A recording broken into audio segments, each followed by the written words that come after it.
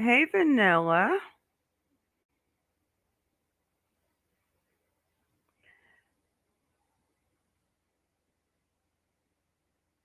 Hey, hey. Happy Monday. How is everyone?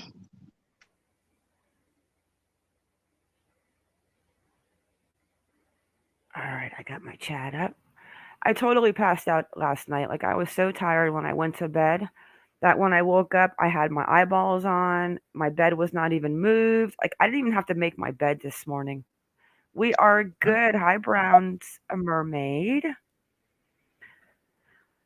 I feel like that's the How are best. you? Girl, my bed was, I didn't even have to make my bed this morning. Like, I literally, like, I woke up, even my hair was still in a ponytail, nice and neat. I could have left the house and went shopping. I am good, Vanilla. How are you? Hello, Elisa. So we're not going to talk about Dawn Wells, but Iconic and I were talking about it before the live is starting, and of course, what are you the I hate even really talking about it. To me, it was just absolutely disgusting. But what did you guys think about the call with Dawn Wells and Candace the other night? I'm not playing it. I'm just curious what you guys thought about that shit show. That's definitely a good word for it. It really made me sad to think that is that how they were at night when the kids were home? Like, is that was that a daily, nightly? Um, I don't know. That was Yeah. just I couldn't even imagine being a kid and the. Do you think though that went that's what they were like at night? Like, how do you just become that much of a drinker? I don't know. I don't know. That just really gave me a whole outlook on this whole entire Summer Wells case. Every time I start to feel a certain way, something happens and it's like a slap in the face, and I'm right back to where I was. Patricia, hey girl, I can't see them ever getting their kids back. I I don't, don't either. you know, you have to think of. I kept saying, and I think this. It's like, were they even smart enough if something accidentally happens this summer and they God, are they even smart enough to? I don't. I'm so confused. This is the one case that has me completely stumped. To this day, I'm stumped. Hey, Jessica. I'm stumped. And that phone call the other night was just oh gosh, I could. That is a very unhealthy, sick environment. When I say I was trembling, I literally was shaking so hard I almost couldn't breathe right. It was triggering. Yeah, the way that they talk to each other. I mean, it was just so disrespectful to even. I don't even care at the end of the day if Candace is pounding on you like a sumo wrestler. A man should never hit a woman, especially the mother of your kids. I mean, obviously Candace is not, you know, a very intelligent girl, and I think she's had a really hard life. I don't think she's really felt love in her life, Candace. Her mom's cold as ice. And Dawn said earlier in But that phone call that she had either had a stroke or had Bell's palsy. So she at that had, point, on I top of definitely think Candace had Bell's palsy. You can tell from her face, and I think she's definitely had it. Like her face is like stiff, like it doesn't have like the muscle movement on the left side. Maybe the you right can almost side, I don't hear know. it when she speaks. Were you guys not mind blown? Like, why would a creator, first of all, even allow that to be seen by the public when they're going through everything they're going to? It's just like, it just makes me sick, to be honest with you. It makes me sick. At the very least, whenever he didn't realize he was still alive, he should have been kicked off. It makes me sick. Hey, Agent 99. Oh, Agent 99. Wait a second. You left me a great comment, and I'm trying to think exactly what it said. Shoot. Oh Hey, my God. Shredder. Oh, you have COVID, Shredder? You better take a lot of zinc.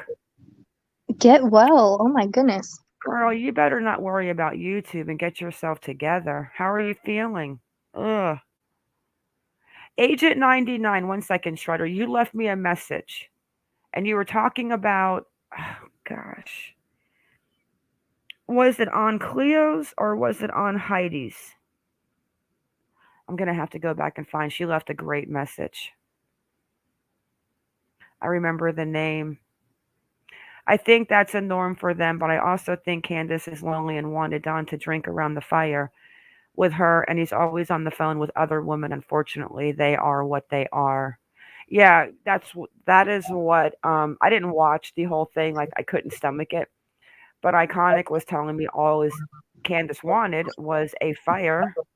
Yeah, she was in bed. He kept telling her to cover up to stay warm. She was just begging him for a fire. And I know her mouth was hurting, and with the cold and all of that, it was just exasperating it. She's literally just begging him to make the house warmer. And So they so weren't they have a willing wood to give up to go do fireplace that. inside. Yeah, that's why they asked for, instead of donations, all they wanted was firewood to keep warm. Oh, Kelly, you're a pretty girl. So he wouldn't make the fire. They're sitting there fighting. They're drinking. He's punching her. She's punching him. The name calling. Like I have to pray that those children were not around that on a nightly routine because that would be just like, uh, I've lost a lot of respect for some creators on this platform. To put that out there was just mind blowing to me, or to even not just cover it up and say, this might not be a good time to do this. But nope, let's exploit the family and let's make money. But we're not here to talk about Don Wells and Candace today. I cannot wait until Dr. Phil. You know what, guys? We're going to have a Discord party and watch a Dr. Phil because I have a smart TV. I could probably pull it off Yes, and watch please. Dr. Phil in Discord. Ah, we can all wear our pajamas. Yeah, Kelly, she just wanted a fire made. But the names that he called her, like, I mean, I'm not trying to be mean, but if my husband ever called me names like that, and to be that used to it and okay with it, like the self-esteem in that family has got to be the bottom of the barrel. Sad. It just breaks my heart. You can use Cast and have a watch party. Oh, that's I never heard of Cast. Or we can do it with a private we can do it just like instead of going live on StreamYards, I can drop the link in the Discord and we can watch it on StreamYards without even going live and talk just like this, like we're live, but we're not live. So who do you want to get into first? Do we get into Cleo first? Because you guys are probably going to be mad at me when I talk about my feelings on Cleo today. Or should we get into Heidi? Well, let's go for Cleo first, I think. Cleo first. Heidi's got only a little bit of updates going on. Go Cleo first. Yeah, I think so. All right. Let's wait. Yeah, you can do on Cast, but you just wouldn't be on YouTube. We can do it just like this too and just not go live. That's why I feel like Summer got between them during a fight and got hurt, or another adult took her to protect her from these parents. Well, before I heard that disgusting video, that was just disgusting. Um, I honestly thought that maybe it was an accident and they covered it up, but I always kept saying I just don't think they're smart enough to cover the body with all of the people, 106 agencies and EquiSearch. But I always thought if it was that, it was an accident. But then I thought that maybe somebody from the church took her. I still don't like that guy that plays the flute. He just rubs me the wrong way still. Yeah, Just gives same. me the EBGBs. Do I think he took Summer? Probably not, but does he give me the weird feeling? Absolutely. Just like Heidi's husband does. Hi, Kara. Just like Heidi's husband gives me the creeps, but did Heidi's husband might have done something? I don't know. Kelly Bird, I think that's a really nice fairy tale ending, but I don't think that is the case, unfortunately. All right, let's jump into little Cleo. Oh, why do I feel bad for this man? I'm starting to feel bad for Cleo's abductor. I do not know why, guys. I can't pinpoint it, but I'm starting to feel bad for him. I just don't think he's not right. Well, he's sick for sure. But why do I feel bad for him? Like Shredder said, because you have a heart. You want to know what I think it is too? I'm very bothered by the fact that this man does not have shoes on. I know it's the most ridiculous thing. Iconic is yelling at me all day yesterday. He doesn't have shoes on because he's Aboriginal. Maybe he doesn't want to wear shoes. Well, I don't care. How are you going to fly this man? Kara, we're going to get into that because my future husband, Senior Sergeant Blaine, has landed in Caravan, and he's going to yeah. I don't think he had help though, Kara. I think there might be more children involved, but we're going to get into that. The one thing about I the got shoes, though, I just don't know how he's going to do well being barefoot in prison, though. That's really not safe. Yeah, Vanilla Cupcake 2 says it's a cultural thing. I understand that, but when you're putting him on a private jet to fly him to a maximum prison with the notorious killers of Australia, the guy needs shoes.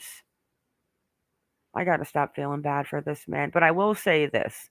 When they took out the carpet of his house, I thought, why on God's earth, if they found Cleo, they're not suspecting anything else unless they're just not leaving one stone unturned. They they took the carpet out of this man's house. How long were his windows blacked out? There's so many questions. And the multiple children-sized beds, that is another issue for me. Yeah, he did have a couple of beds. He had the two black, like, day bed looking things. And give me a minute, guys. I'm actually in Australia right now. Kara said that the abductor had help and that she remembers them saying there might have been a woman with him when he was driving away. Yep, he could have had help. Maybe he had like a girl helping him. I can't imagine grown men playing with dolls and doing this together. But my question is Cleo the first little girl that was missing? Because if you guys listened to that Facebook lady neighbor who I reached out, did I reach out to her today or I couldn't find her? I couldn't find her. I think they took But her page down. I did reach out to Mike King from Profiling Evil. I would love to hear his intake on this. But my thing is, don't you think if there was a woman involved or somebody else involved, they would have like nabbed it already? Or is that why he's there? We're going to get into that article. Hang on one second. So, this poor man, Terrence Farrell Kelly, I don't know why I feel bad for him, but how come he does not look like the guy in the pictures with the Bratz dolls to me? Did he gain weight? Like, what is the difference here? I mean, I'm not exactly sure when those photos were taken. Oh, we got pictures too. We found the good old Iconic did a couple screenshots after she sent the link because they broke the link. But we've got what you hear about his little doll positions, and all of his little dolls have little stories to them of what they're feeling and what they're doing. You can't Yeah. make this up. From now on, I'm taking all the screenshots because I'm mad that I didn't take more. Okay, so this is the big scary prison where he is going to stay at, I'm going to spell it wrong probably, Casu Arena Prison. Let me make this text bigger. It looks like the McDonald's playground to the prisons in the United States. It's Australia's toughest prison. It is alleged Kelly shut little Cleo in his room for 18 days until officers burst in and rescued her. Until at least his next court appearance in December, Kelly will be held at the maximum security jail, which is the home of some of Western Australia's notorious criminals. I'm sorry for laughing, guys, but we're going to show you guys a lot of stuff we dug into this prison. This prison is like a McDonald's playground in the United States. It's true.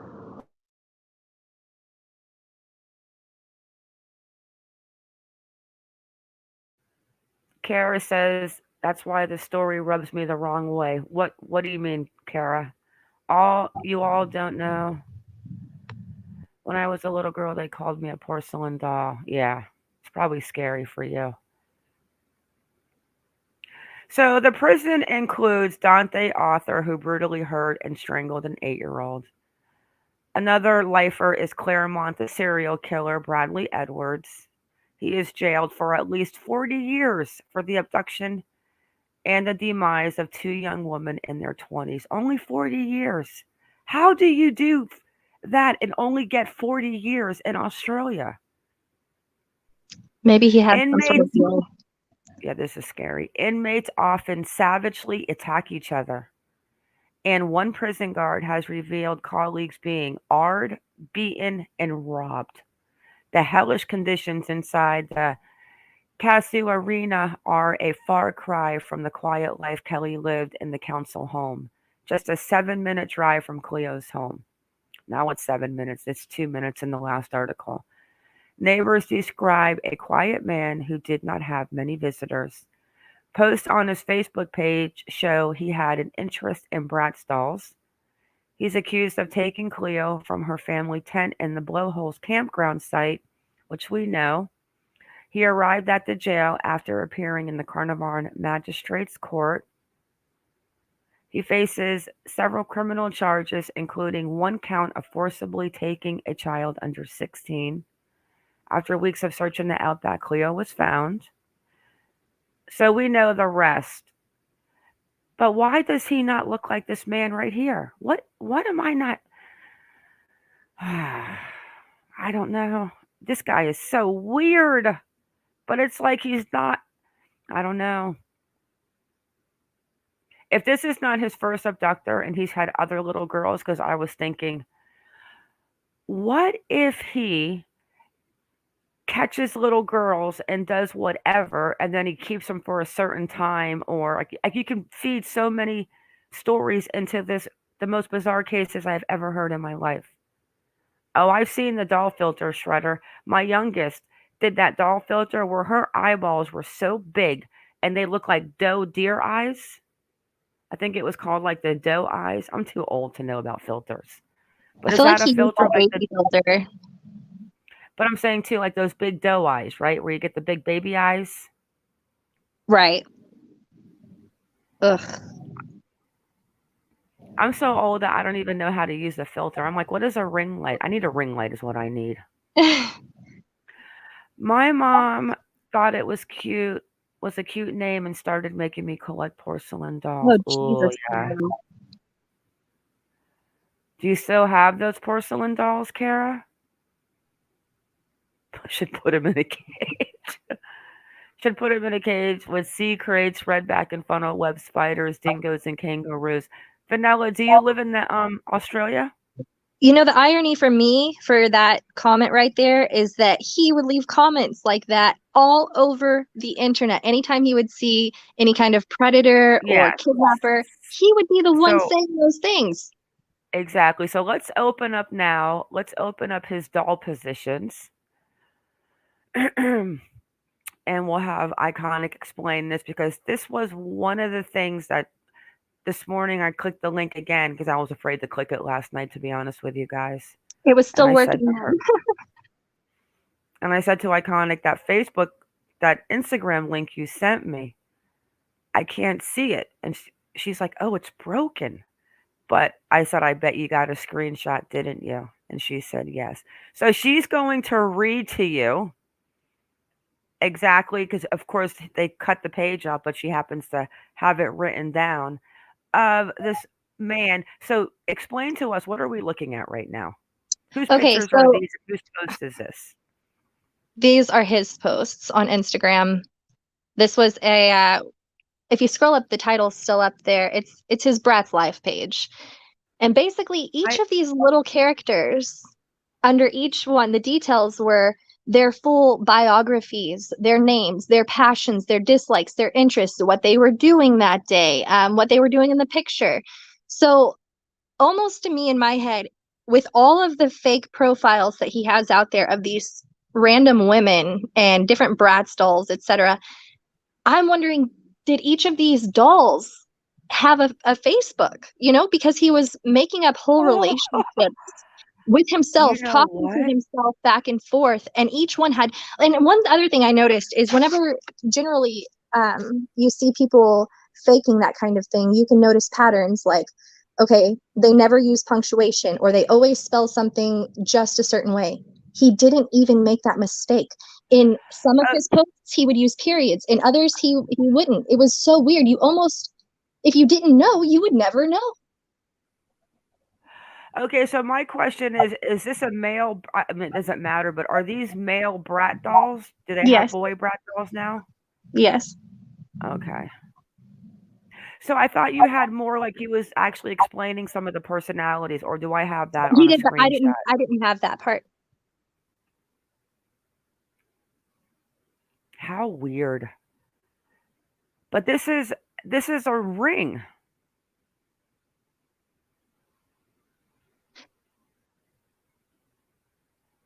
Like, I definitely understand the part where you kind of feel soft for him, but this freaks me out so much. What if these dolls correlate a child? Well, that's what we're thinking because we're going to get into the article. My last video that I dropped explains like everything that they did at the and then I could play that video. It's like 18 minutes long, but like they went in, they took out the carpets, they found pencils, they found dolls. I've got pictures of the dolls in the bags. The guy that came in and painted the walls of the house said that he told him he had a daughter that lived there and that was his daughter's room. Oh, he was going to take little boys too? I believe that because I did see in the corner, like the very far right corner of the bedroom, there were little Hot Wheels toys and stuff, but it was predominantly girl toys. So maybe Hang he on, was let me playing pull with up. it. Now, which picture are you talking? The one that had the caddy corner or the one wall? I believe the caddy corner because I think it was on that far, far shelf in the right side of the room. Let's pull it up.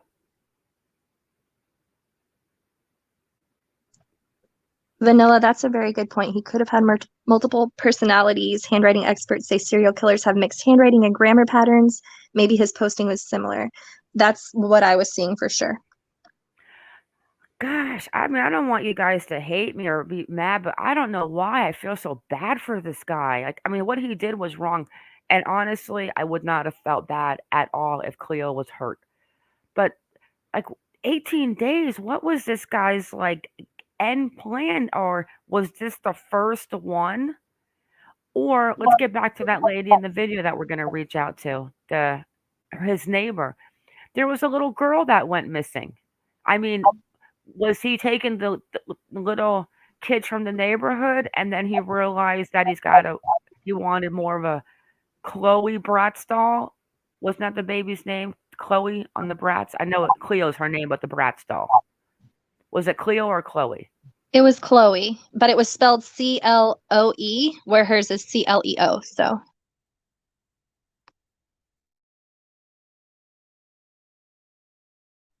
I have a fear, and I don't know if we'll ever find out, but I wonder if there was some sort of webcam in that room. Oh, stop. I bet I you there know, probably but was. I have to wonder, was he giving a live feed and that's why he kept her alive? I don't know. But look at that far right shelf Right in the here? middle. Yeah, in the middle. Those are Hot Wheels toys. I have a son and a daughter, so Right here? yeah, you can kind of see the one car on that box.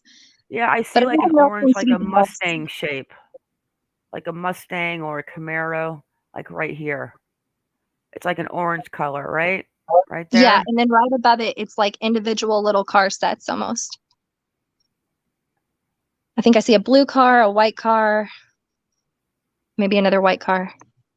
And then these right here look like either empty boxes or I don't know what's in there because you can clearly see the dolls to the left of these, whatever these are to the right.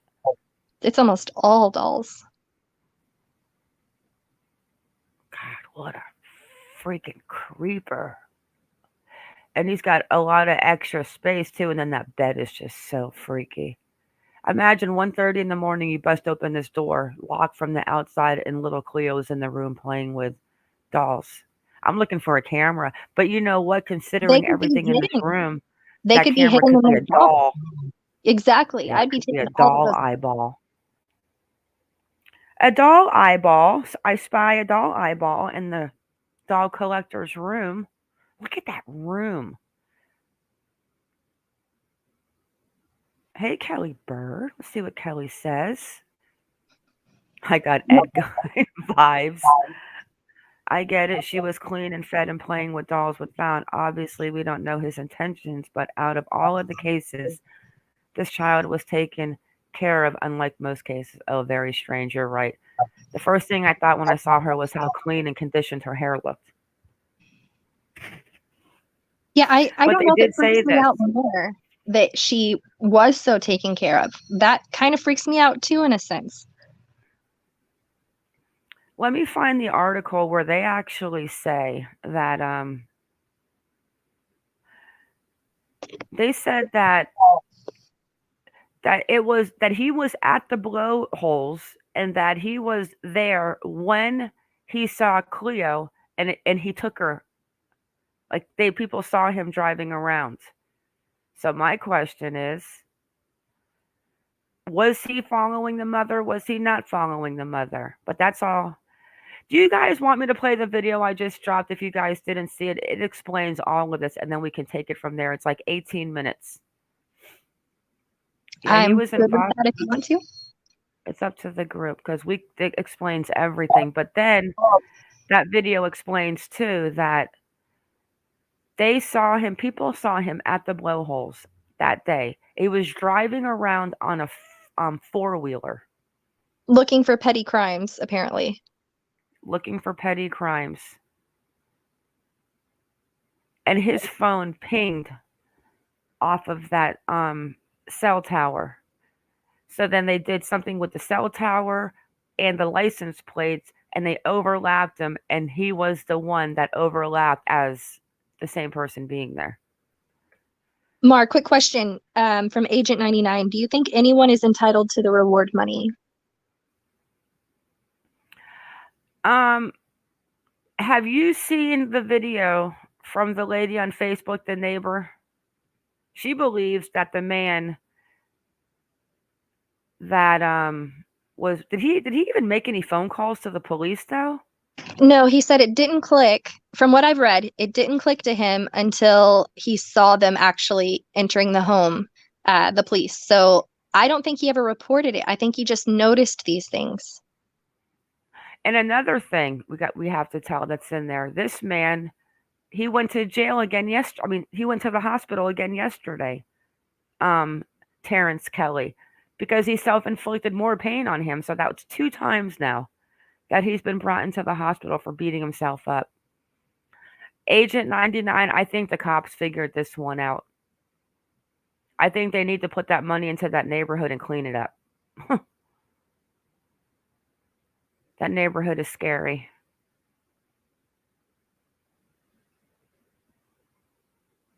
Let me find my future husband, Senior Sergeant Blaine.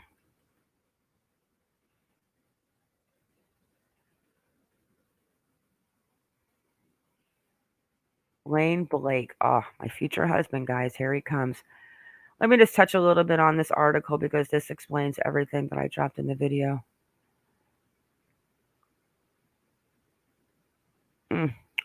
This is my future husband, guys.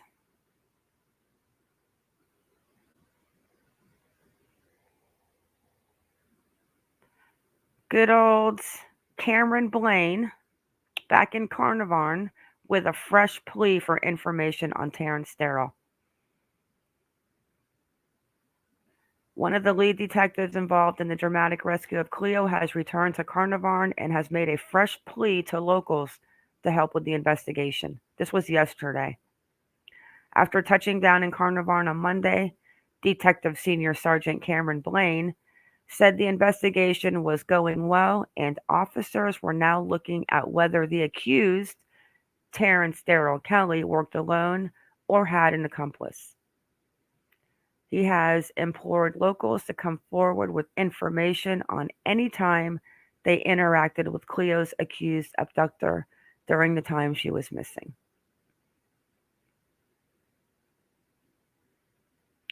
So they say our focus this week is for us to ascertain whether there was anyone else involved. That's why we are still here. Blaine said, we just asked that if there was anyone that had any contact with Mr. Kelly, whether you saw him or met him or spoke to him on the phone during the relevant period, please make yourself known to police. I actually listened to this 4-minute little interview yesterday. Let's listen to it.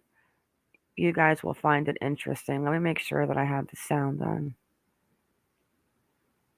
It's a podcast, but it was interesting. She's got a lot of wind blowing, but let's go ahead and hear what they say. She's in a windy location.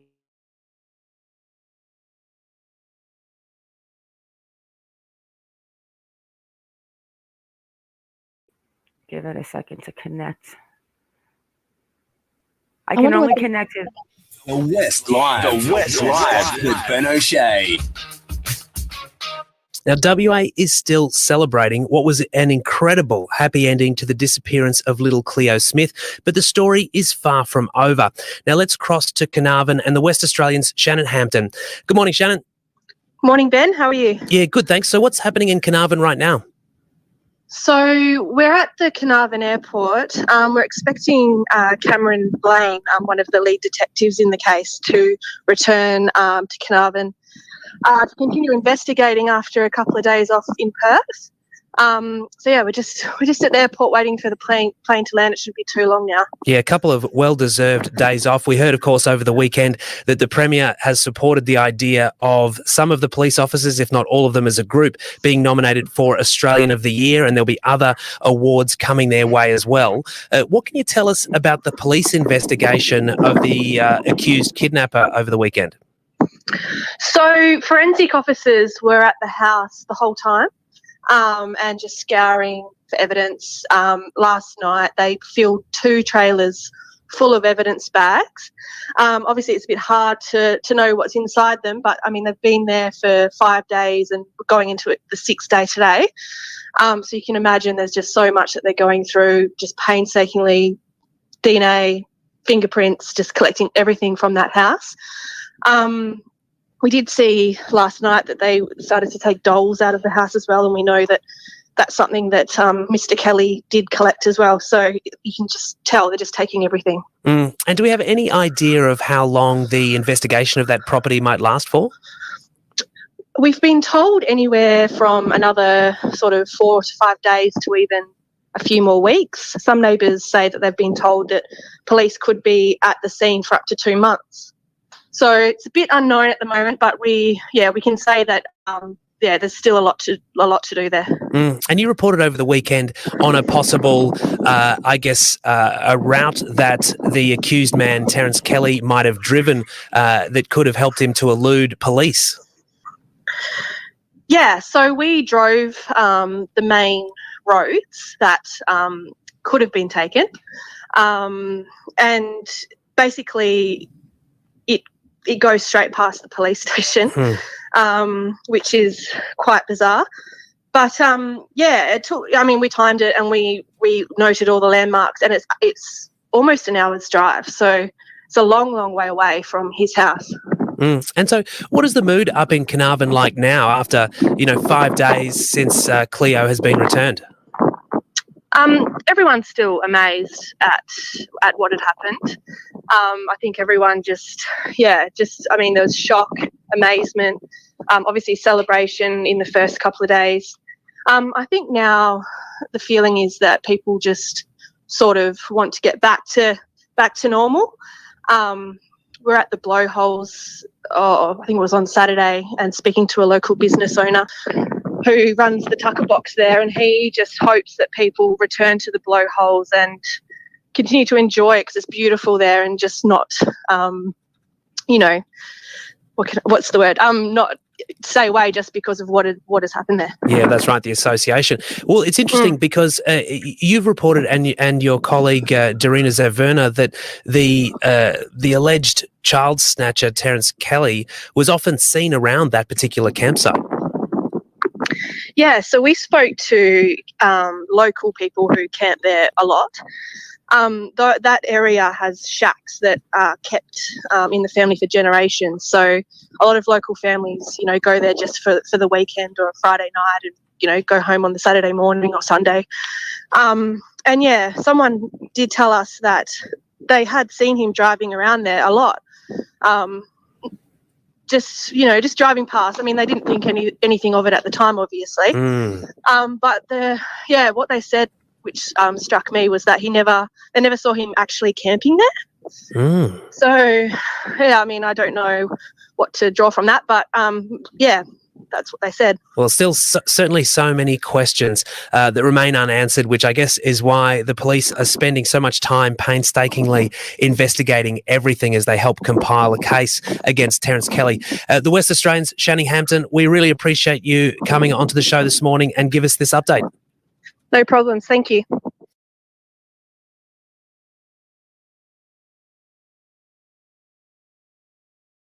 The question, Kelly Bird, the fact that Cleo was taken an hour away from her home, but he lived only minutes away.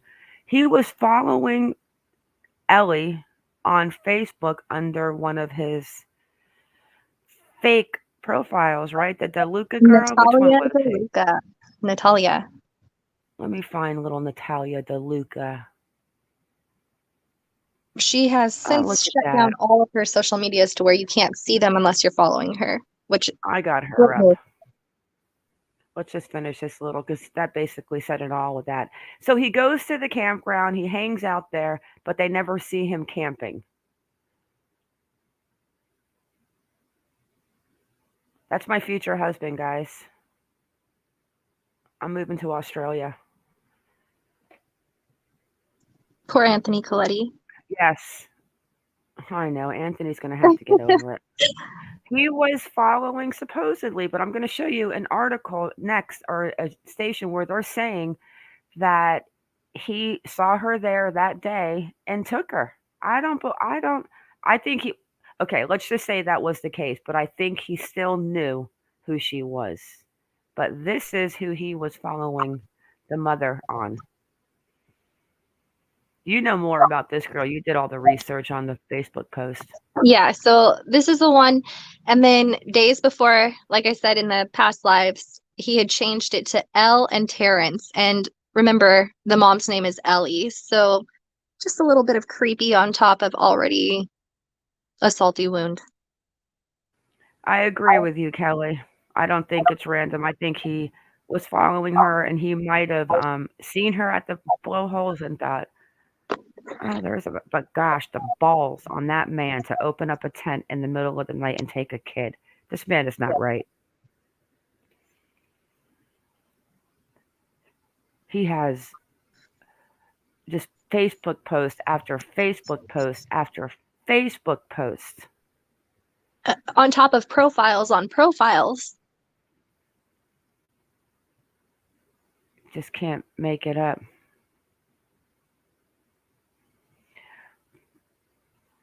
Gonna find that art. Yeah, so they're saying, though, there's an article, I read it yesterday, and I was mind blown to the fact that they said they saw him there earlier, a man, and he was riding a four-wheeler around, and he was like there. But so what did he do?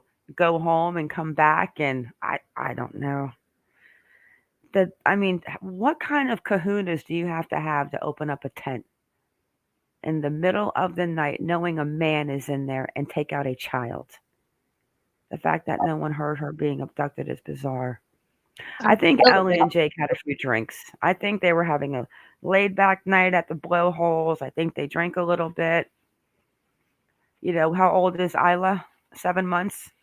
Yes, So you figure it's just at that point where you're allowed to start having a little fun, you know, after the 6 month point. that's a very valid point. You know, the baby's 7 months. You're probably out to have a few drinks. It could have been the first time she's had a few drinks since Isla's been born. Who knows? We don't know. But the fact that she was sleeping on a little cot next to her sister, obviously, but it's pitch black. What did he do? Go in there with a freaking flashlight? I mean, how do you know what you're taking in a tent? Oh, he's There's got a lot, still Jessica. so many questions still. He's got a lot. He's got one. I've got 1, 2, 3, 4, 5, 6, 7. I've got 7 on them, and these are probably not all of them. There's over 30. Over 30. Do we know what he did for a living?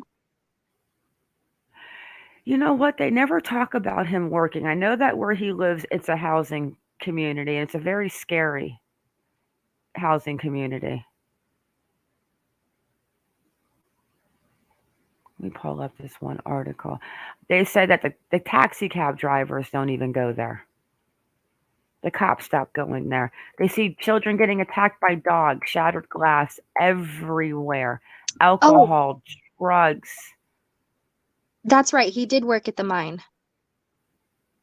Okay, I found the article. Oh, I didn't hear about that, so that's something new to me. I feel like Kaz told us that.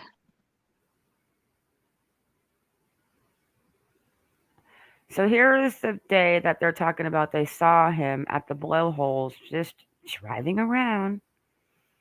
And this one actually has some good pictures of the dolls and stuff being taken out of the house. Let's see if we can get this. This is the site that absolutely hates me. Oh my gosh, it's starting. Hang on. I might be able to watch my Anthony Coletti. Are you gonna start? Come on, you can do it. Let's see if it starts. This shows them taking out all the little toys out of his house, like the little pencils and stuff. We just got to give this website a second because it hates me so much. Kaz said he worked. Oh, wait. Duh. Remember, he works at the same place that Jake works, but they don't work together. How could we forget that? Jesus.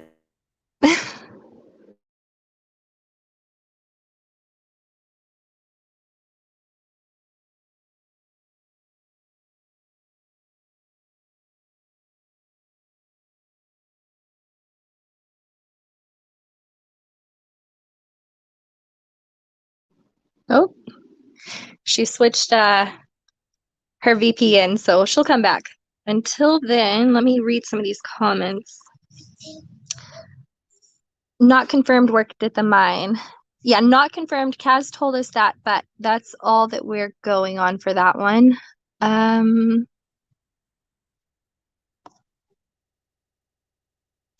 Yeah, I heard waves crashed on the beach, and that it might have been kind of a windy night as well. So that could come into play for sure when it comes to the sound.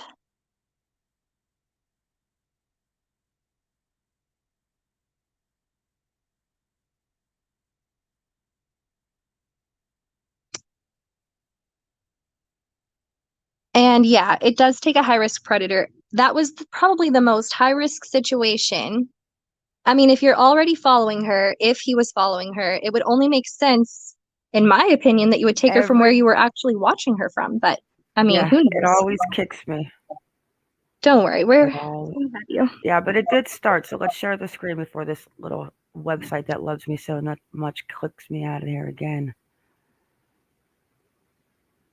This morning, forensics found more evidence.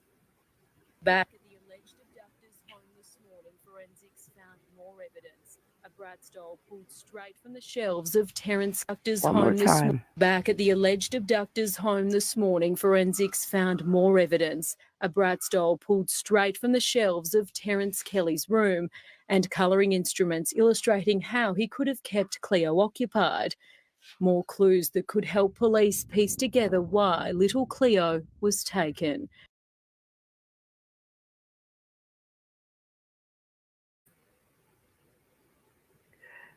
Yeah, I mean, you see them, they're going through that stuff with a fine-tooth comb.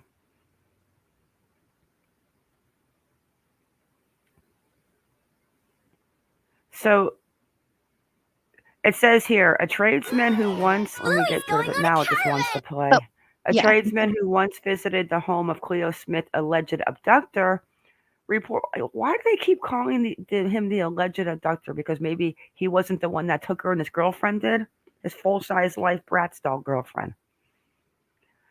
Reported to police that Terrence Daryl Kelly told him that he had a young daughter. The man who painted the house said that Kelly claimed to have a child after showing a room decorated for a little girl with shelves filled with dolls.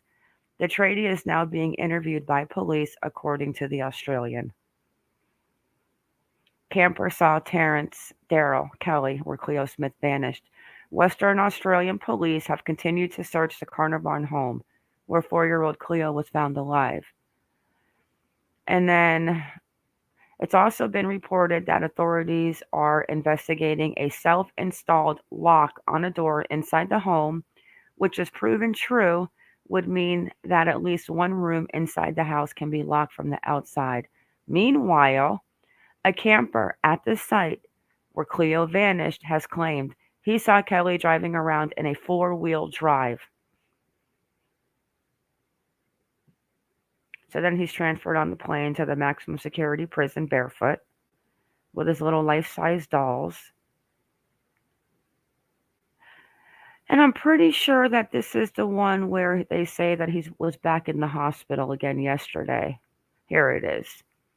Earlier in the week, Police Commissioner Blanche told the Sunrise 7 News the 36-year-old man was assisting police. The man allegedly harmed himself twice, resulting in 2 separate trips to the hospital.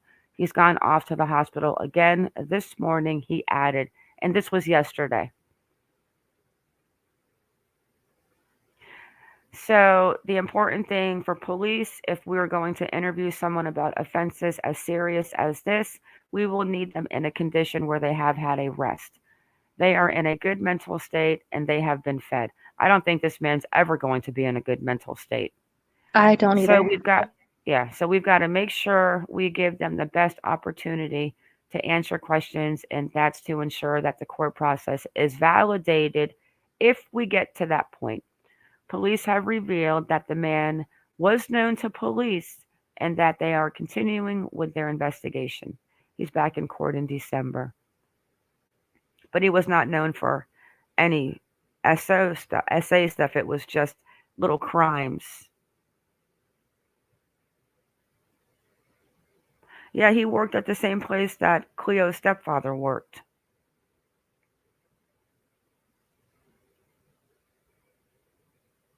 What are your thoughts, Iconic?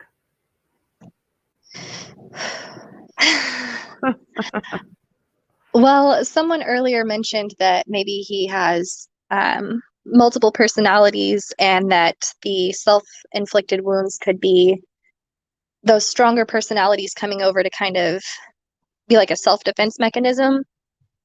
I really hope that they do some sort of mental evaluation. I feel like maybe this guy could definitely qualify for a hospital rather than prison. I don't know how it works over there, but I worry that he's going to not make it to any sort of trial if that's the case at this rate.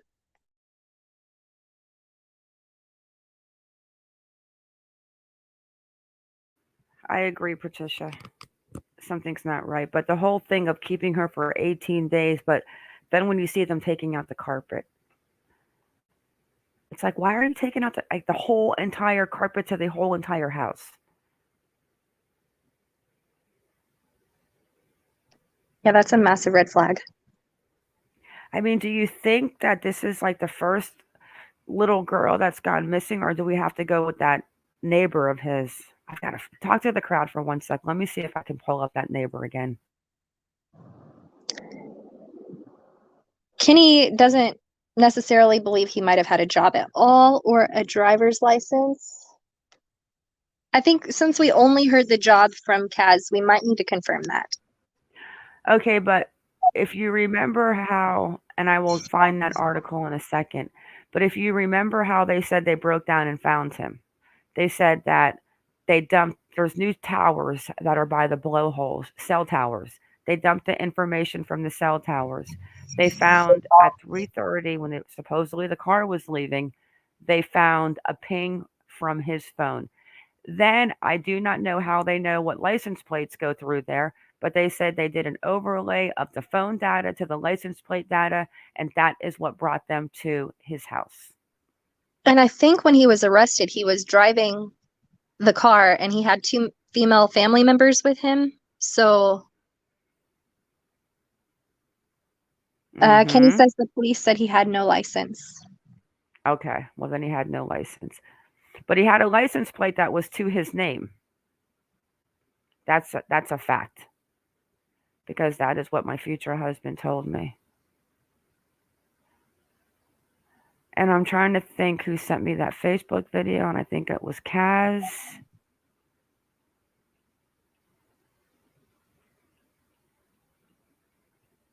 I hope she didn't take it down. They might have asked her to. I'm sure it's still on the internet somewhere.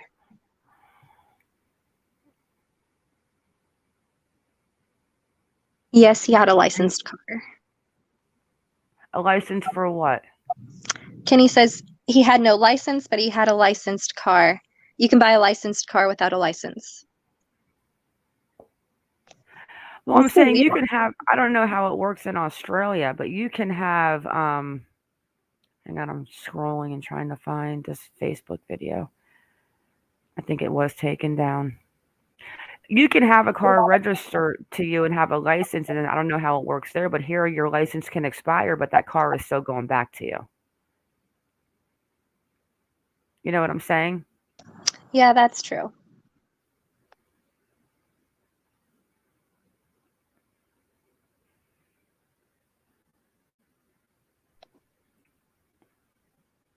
But if he worked with his stepdad and he was watching her at their house and then he came to the campground, that is still so weird to me.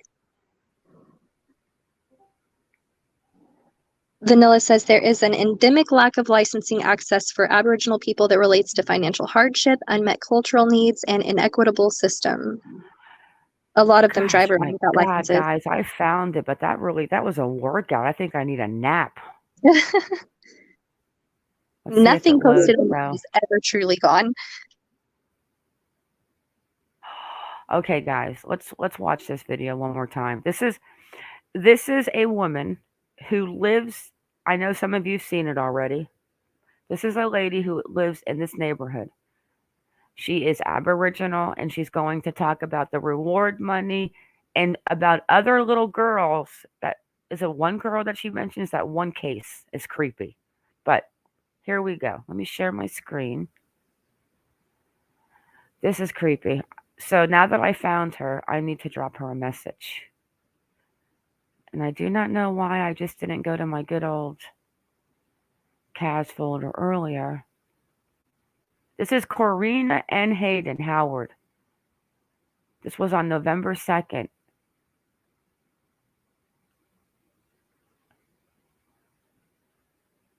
And I want to get a hold of her. I want to drop her my last video on all the crime and see what she says, but let's go ahead and listen to her. Oh my morning all. I'm getting ready for dialysis. I got to rush up here to Spearwood today. But yeah, just ringing because just on the phone to family, and we're so grateful that this young girl has been found. But there's more to the story, Like, yeah, look, you got Mark McGowan talking now, talking his bullshit he's doing. Guess what? This little girl could have been found 3 days ago. She could have been found 3 days ago or a bit longer than that. She could have been found last week if they had listened to the black fellas.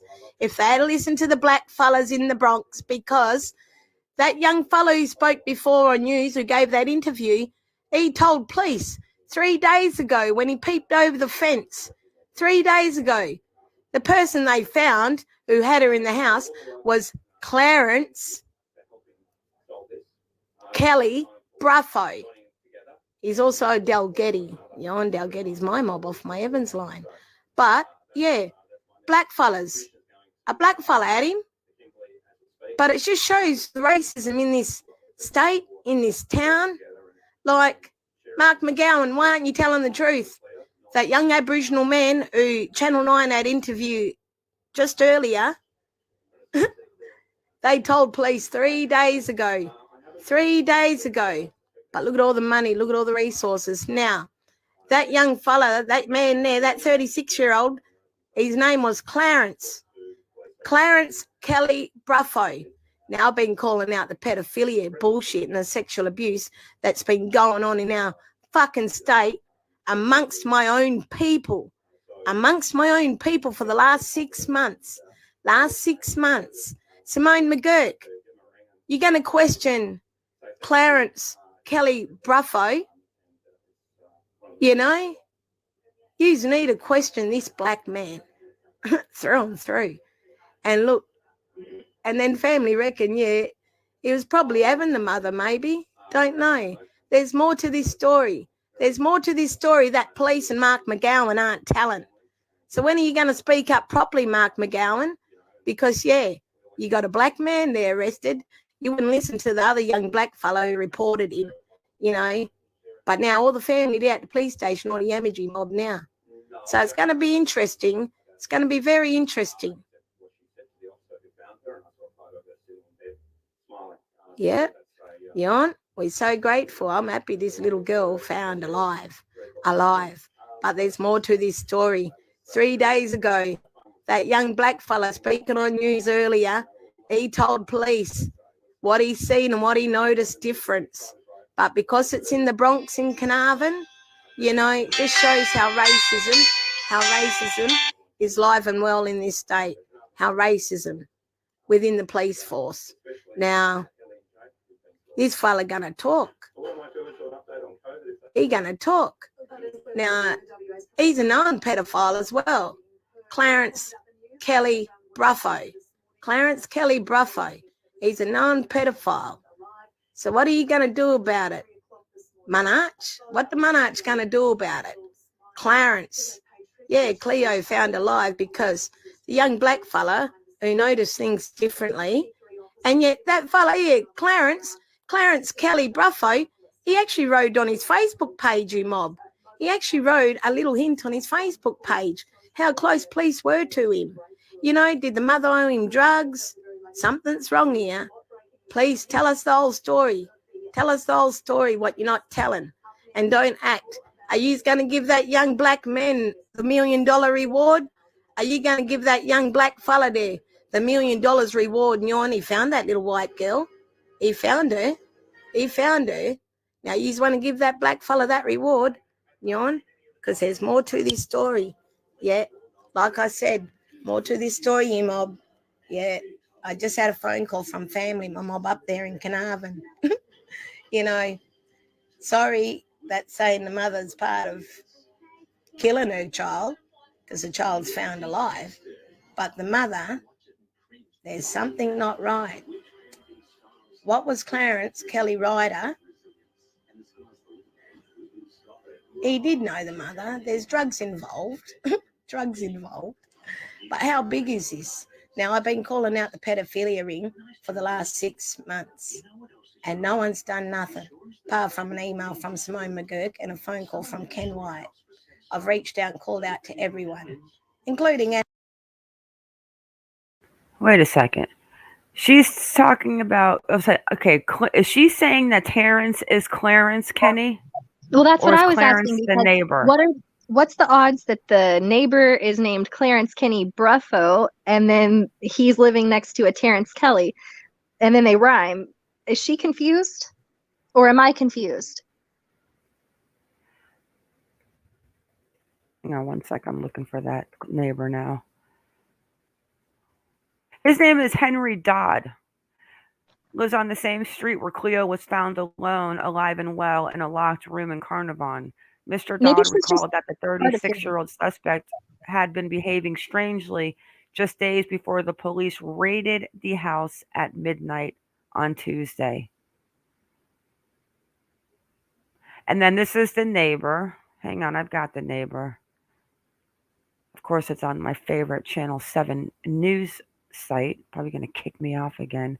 But we'll get into that in a second. Let's finish listening to her.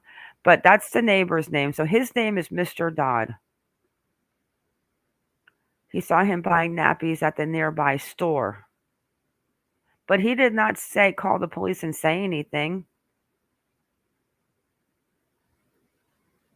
He said he will get in his car, drive that fast. He doesn't have his dogs at the front. Normally he has his dogs out the back. But through this week, he had his dogs out in front and has been acting weird. Running laps up and down the street. Yeah, let's get back into her real quick. Anna McGlade, their big human rights lawyer. You know, no one wants to do nothing about it. Sexual abuse is rife in Western Australia. They won't even invite me to the table to speak about it or nothing, you know. Now, Clarence, Kelly Ryder, he got to be related to Ronald Simpson mob, and Sandy Davies got to know him. So why hasn't he done nothing?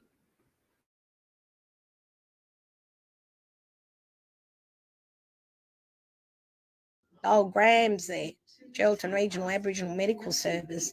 You know, look at the systemic bullshit in our state.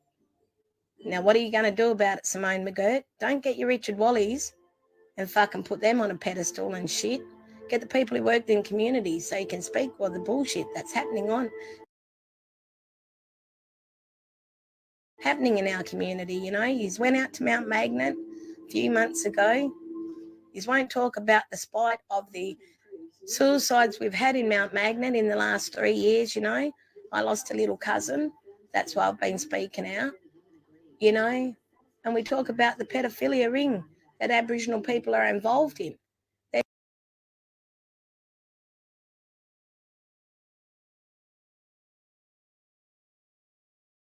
There's a men's club, a men's circle, black men's club, black men's circle involved as well, you know. But yeah, Clarence, Kelly, Bruffo, you're a sick cunt. Sorry for swearing, but you're a sick cunt. I just choked. Hello, Merritt Faye from Norway. Did she just... Okay, so obviously this guy has a couple names, and she's calling him by the name of the 6 C-U-N word. Mm-hmm. Did she really say that? I didn't hear that the first time. I almost like swallowed my water through my nose hole. That's a very common word in Australia, especially if you watch the comedy there. It's used all the time. Okay. It's like nothing. Okay, so now she's going to start talking about this other little missing girl, I think. I can't believe her language. I'm so messaging her as soon as this live is over. But then again, you know, it just shows the systemic racism and bullshit that goes on in Western Australia, especially the West Australia Police Department. We got a young black kid missing up north and somewhere might have crossed the NT border. Nothing, no resources ever put into finding that young black fella. You know, nothing. He's still missing. And then the minute this little white kid go missing, yep, we got international news. You know, and everyone was thinking all sorts, even me. You know, like I said, I'll apologise for thinking the mother killed her daughter. But I know there's more to the story, and I know she's involved somewhere. Someone's involved. Because, you know, like I shared that post about the psych. That psych's not 100% right, but she's right about a few little things there. Money was on, you know, and other things. Something wasn't right. But there's more to the story. Why don't police get right to the bottom of it? Open up that can of worms. Yep, they're back on now. But you think, you know, When are they going to tell the truth what happened? You never found her, Manach. A young black fella told you 3 days ago. 3 days ago, a young black fella up there told you 3 days ago, and you ignored him. You ignored him because it was in the Bronx in Carnarvon. Because Clarence Kelly Bruffo was arrested. That's where that poor little girl was. But what did the mum or that stepdad owe to Clarence Kelly Bruffo? Because drug. Holy shit. So this woman is basically going on thinking that the parents were buying drugs from the man, and that's what she's calling him, Clarence Ruffo.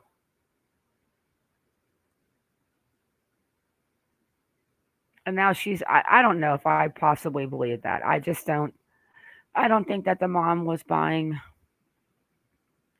I mean, what do you think about that, guys? This woman thinks that there's more involved, that they knew each other through the fact that maybe they were buying drugs off of. Several people in the comments were saying that as well. So, what do they call them again? What is the name that Cass said? Kenny, what is the name? Not Brownie. Like the guy that was painting the house. What did they call him? A townie? I don't remember. I can't remember. Hang on, let's just finish. We got 30 seconds. Drugs are involved. Please, you better give that young man that $1 million. Tui Murich. We got one rich young black fella now, a millionaire in Western Australia. He reported it 3 days ago. So I wonder if the West Australian Police Department going to pay up full price.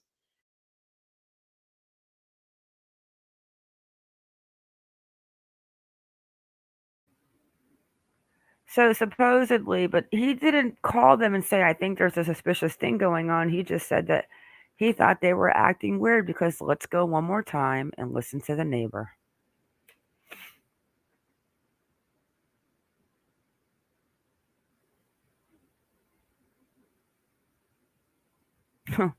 They actually think that he was winking when he was getting on the airplane.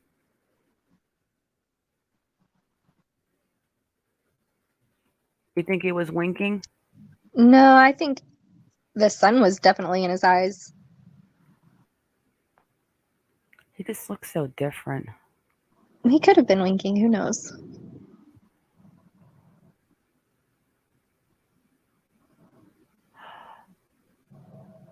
Oh, this is a new one I've never heard.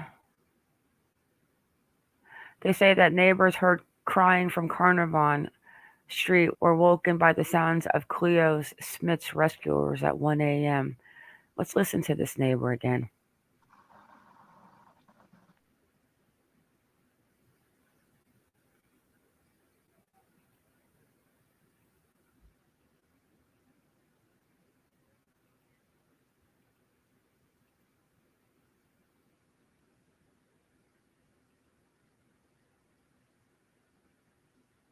Yeah, News 7 News. It's my privilege to announce that in the early hours of this morning, the Western Australian Police Force rescued Cleo Smith.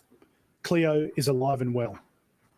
A police team broke their way into a locked house in Carnarvon at about 1 a.m. They found little Cleo in one of those rooms. One of the officers picked her up into his arms and asked her, "What's your name?" She said, "My name is Cleo." Cleo was reunited with her parents a short time later. This is the outcome we all hoped and prayed for. It's the outcome we've achieved because of some incredible police work, and I want to thank Cleo's parents, the Western Australian community, and all of the volunteers. And of course, I want to thank my colleagues in the Western Australian Police Force. What happened was there was a detective's car there. There was about two, and we was down the road, and then two jumped out, and then they walked in there about 10 or 11, something like that. But they ended up finding her inside there. Yeah. And how frantic were they, sort of going into the house when they executed that search warrant? No, we wasn't too sure. Yeah, we stayed our distance. Yeah, we stood back and we waited. But then after that, we seen someone on the detective's shoulder. We thought it might be that little girl now, which it was. Yeah. So then I went closer to the detective's car, and I saw her in the back of the car, with the detective he was holding her, And when you saw her in the back of the car, what was going through your mind? I was like a bit shocked too at the same time, because the person like is in our street, and we walk around, and what we do best. And we won't reveal the name of the individual that you're neighbours with, but can you give some insight into what they're like? Neighbours, they quiet and that they do their own thing, but everyone they know the person who stays at that house there. They wouldn't think about or wouldn't thought about it would be him or something new, but we got a shock ourselves that it was him. And she's been there, we believe, for up to 3 weeks. Did you have any sign that anyone might have been taken there? Was there anything suspicious that piqued your interest over those 3 weeks? Other day, I think it was Monday, we saw him in the Woolworths there buying Kimbies and that, but we didn't click on who it was, or what he was buying it for, who he was buying it for, But until now, And are there things sort of popping into your mind now, that little things over the past 3 weeks that, that spark of inspiration, that might have been something, the reason why Cleo could have been there? Is there anything else that's coming to mind now when you cast your mind back that could have given you a hint as to what was happening just next door? Yeah, could have. I wasn't too sure about that. I mean, you live right next door to this individual. What can you tell us about him, and what's he like? And do you have any sign in the past few days that Cleo could have been kept here? I don't really know, because all I seen was just drove past his house, and that was a bit not in place. And tell me more about that driving. So when we was driving, that was suspicious? Yeah, it was suspicious. He went straight past his house around. He got to the corner, and then he just took off really, fast. It wasn't the speed. How did he take off? In which direction was he going? And what time was this going on? So in the afternoon around 3. 1, 2, 3, just go up and down past his house, but he'll make sure you have a look at his house first. Instead of us, they keep an eye out, looking. But he looked a bit suspicious out of the way. He was cruising up and down. But the boys and I seen him at the Woolworths the other day. And so detectives have been going in and out of this home this morning as well. The forensic investigation is still very much ongoing. The police operation hasn't slowed down. Have police spoken to you guys and asked you for any information on your neighbour? No, the police haven't spoken to us yet. Just morning, we were going to come and have a chat with them. But I a lady said there was no comments. And so when you think now, what kind of help if they ask you for any information on him, and if I was an investigator right now saying, what was suspicious happening over the past few days, what would you tell that investigator? All I know is about him driving past. And what car does he drive? Because we know at the moment that police, over the past 3 weeks, there was a car seen driving from the Blowholes campsite at the time when Cleo disappeared. And it was meant to be a small passenger vehicle. What car did you see him driving? That one parked up in the driveway. Yeah, which one? Can you point it out for us and we'll have a look? It's beyond these grass. It's behind the grass there. So it's one of the, so what she's gesturing to is she's gesturing to that Mazda in the driveway there. Now, we're not certain that is the vehicle, but does match, at least to some description, the description that police issued of a passenger vehicle, not a high-level four-wheel drive that are typically seen at that Blowholes campsite. We're actually now starting to see some more neighbours going through, taking a look and still coming to terms with the amazing sort of revelations that have come outside of this house this morning. But this will very much remain a crime scene for the term to come. Your video ad made by Tom.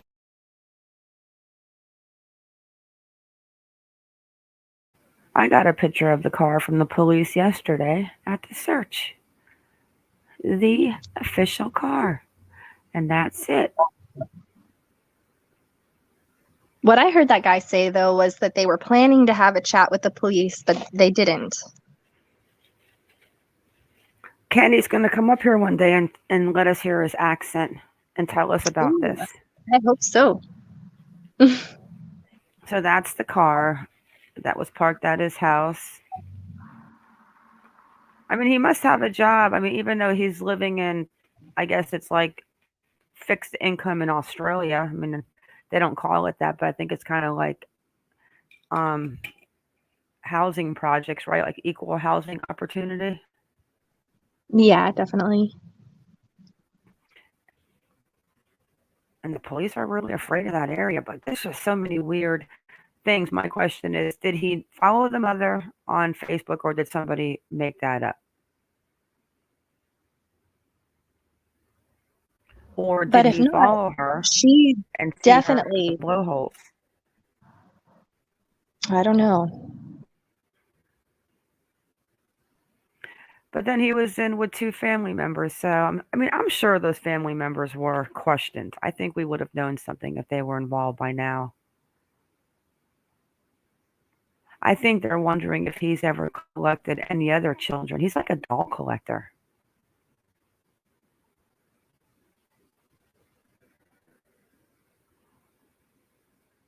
Department of Housing, home, or government home.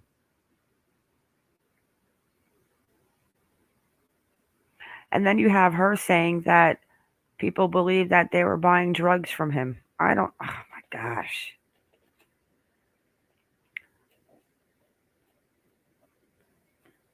I don't know. It still has nothing to do with the fact that this guy has been collecting dolls. Very strange. Especially his posts and their positions and their personalities. Something's not right with him. This guy is like he only has like one fry in his Happy Meal.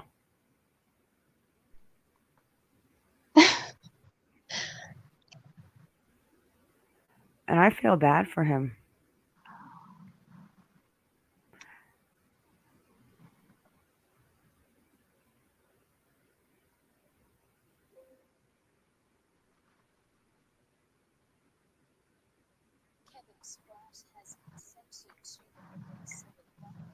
I don't know if she collected dolls, if Grandma collected dolls, but I would imagine they wouldn't be Bratz dolls.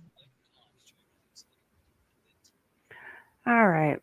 It's weird. Let's go have a look at the prison that he's at. And then we're going to jump into a couple of new little things on Heidi. Another gone girl. The grandma left him the car when she passed. Okay, so that's where he got the car. He worked in the same place as Jake. He hung out at the Blowholes, obviously, and he drives a 4-wheeler. Now, I don't know when they say a 4-wheeler, is it a 4-wheeler truck or is it like an ATV? That I don't know. And he's not a real drug dealer, Kenny said. He doesn't seem like he's the type that he's into drugs. He seems like he's into dolls. Oh, this guy is like one of the weirdest things I've ever seen in my life. Okay, so explain this video we're going to watch. It's not like about anyone that we're talking about, but it's about the jail, right? Oh, yeah. So they were doing an update to the jail. We're not really necessarily interested in that, but it'll give us somewhat of a look at the inside of where he is going to be.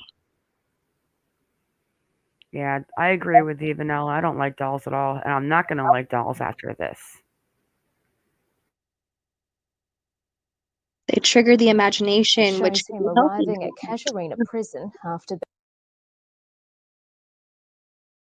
Go ahead. What'd you say? Oh, Shredder said that can be healthy to trigger the imagination until it's not, and that is so true.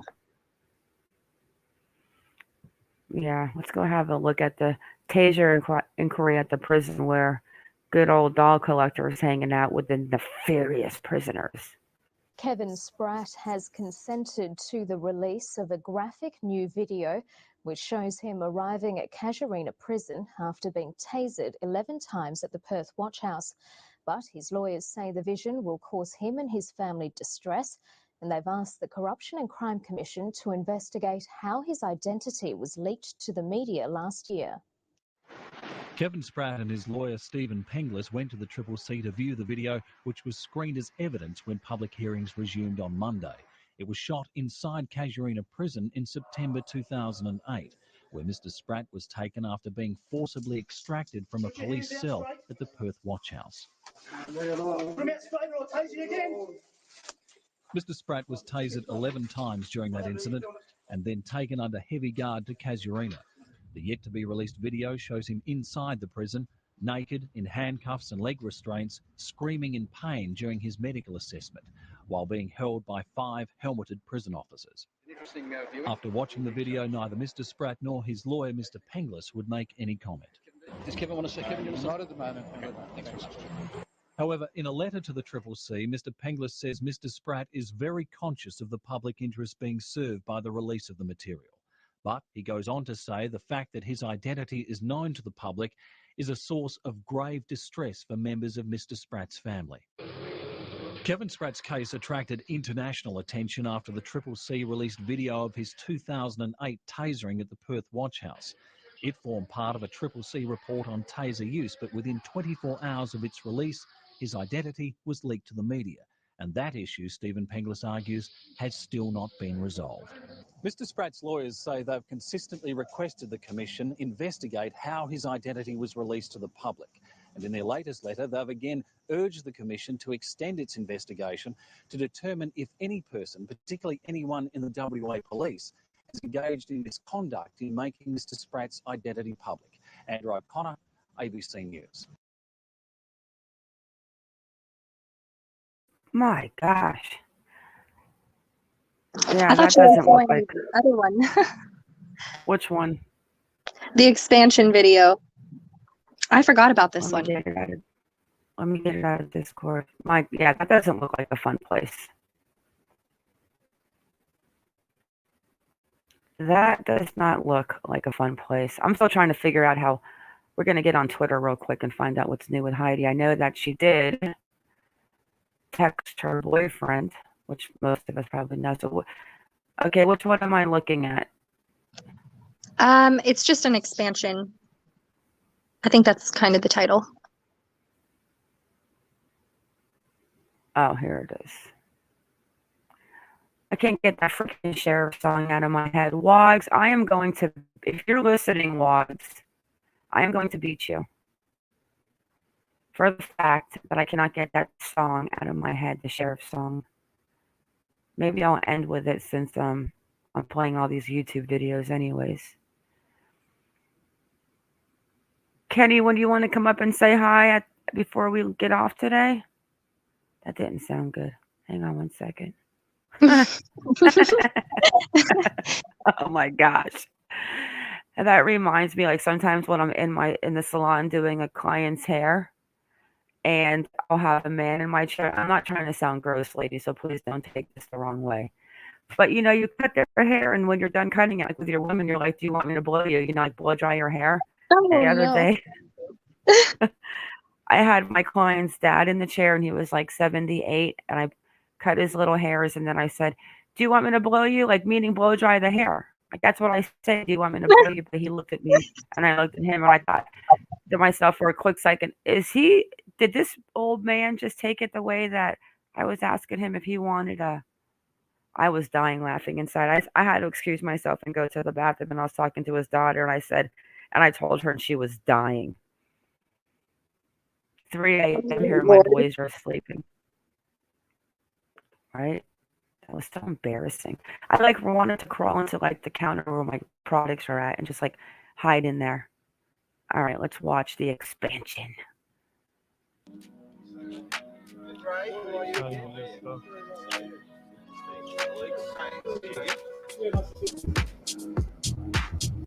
All right, guys, I'm not going to play the music because let me see. Hold on. Okay. Between Heiki and Casuarina. And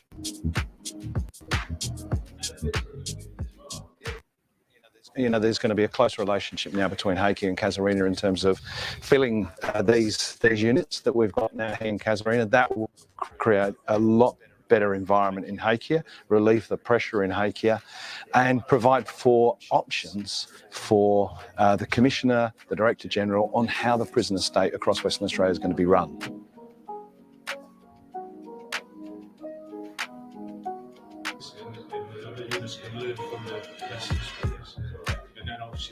Anything we can do to reduce that down and to get people into rehabilitation on a positive pathway before they come out, that's a fantastic outcome. It will reduce crime, reduce some issues in the community, help people, if you like, get back on the straight and narrow, and also means we're going to have a higher level of community safety, and that's really important.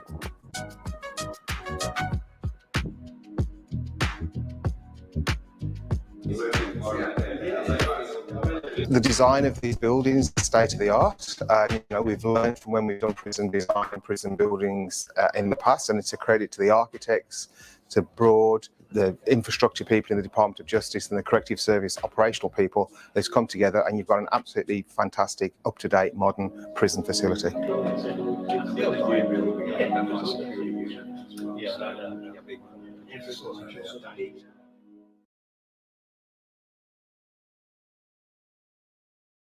So that's the good old taser prison.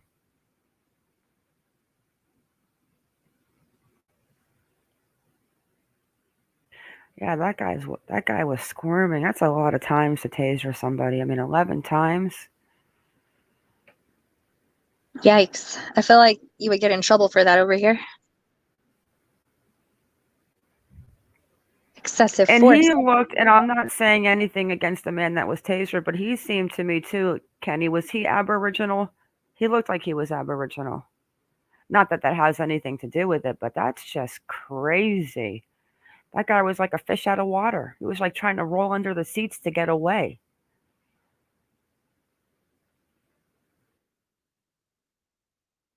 More thing on Cleo, and we are going to go to the Heidi case. Because I do not understand. Let's go to Twitter real quick, because then I have to get off this router. This router is kicking me off of everything. It thinks I'm in Australia, then I'm back in Maine.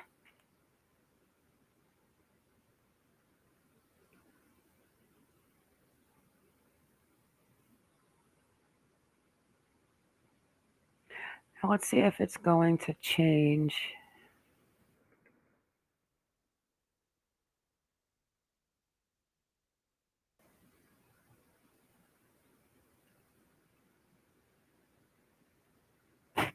Did it change screens to what I'm on with Cleo or no? Yes, I think so. Okay. Yeah. Okay, yeah, it did. Good. Okay. 2 minutes ago, case are asking if there was anyone that had any contact with Terry Kelly, which we know. Kidnapped girl says oh my God. Oh, wow. wait a minute. That. Let me go to the article because I think I just completely lost my. Oh my gosh. You got to How many read this. times You have can't we make talked this about up. the hair? Oh, whoa. Okay. You can't make this up. Hang on a second. Let me make the writing bigger. I think I'm going to have to go get a barf bag. Oh my God, I can't. I got a mic down. Cleo This is Smith. getting creepy. Kidnapped girl says unknown woman combed her. Hang on. Breathe. I got to breathe into a brown paper bag for a second. Who's drunk? Am I drunk, Kenny? No, I'm not drunk. I don't drink. Mm-mm. I drink a couple of times a year. And when I do, it's always a Coke and a whiskey. I drink one and I'm drunk and I'm done until like my hangover's over in 6 months. I live in Maine. My choice of drug, if I do anything, is I'll smoke a little weed at night to relax, because it's legal where I live. But that's about it. Never been into drugs. Drugs are bad. They'll kill you guys. Okay, are you guys prepared for this? I can't even get past the title. Cleo Smith. Kidnapped girl says unknown woman combed her hair, looked after her while hidden in stranger's home.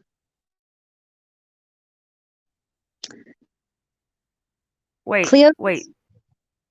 Uh-oh. Oh, we lost her. She was reading it from an article on Twitter, and I think she's still on that other VPN, so she'll be back with us. Oh my Lord. You guys, I don't know why, but sometimes when I read these articles, I literally start shaking. I'm telling you guys, sorry. I'm just getting kicked because my router is in Australia, and when I go, it confuses my Streamlabs where I'm at.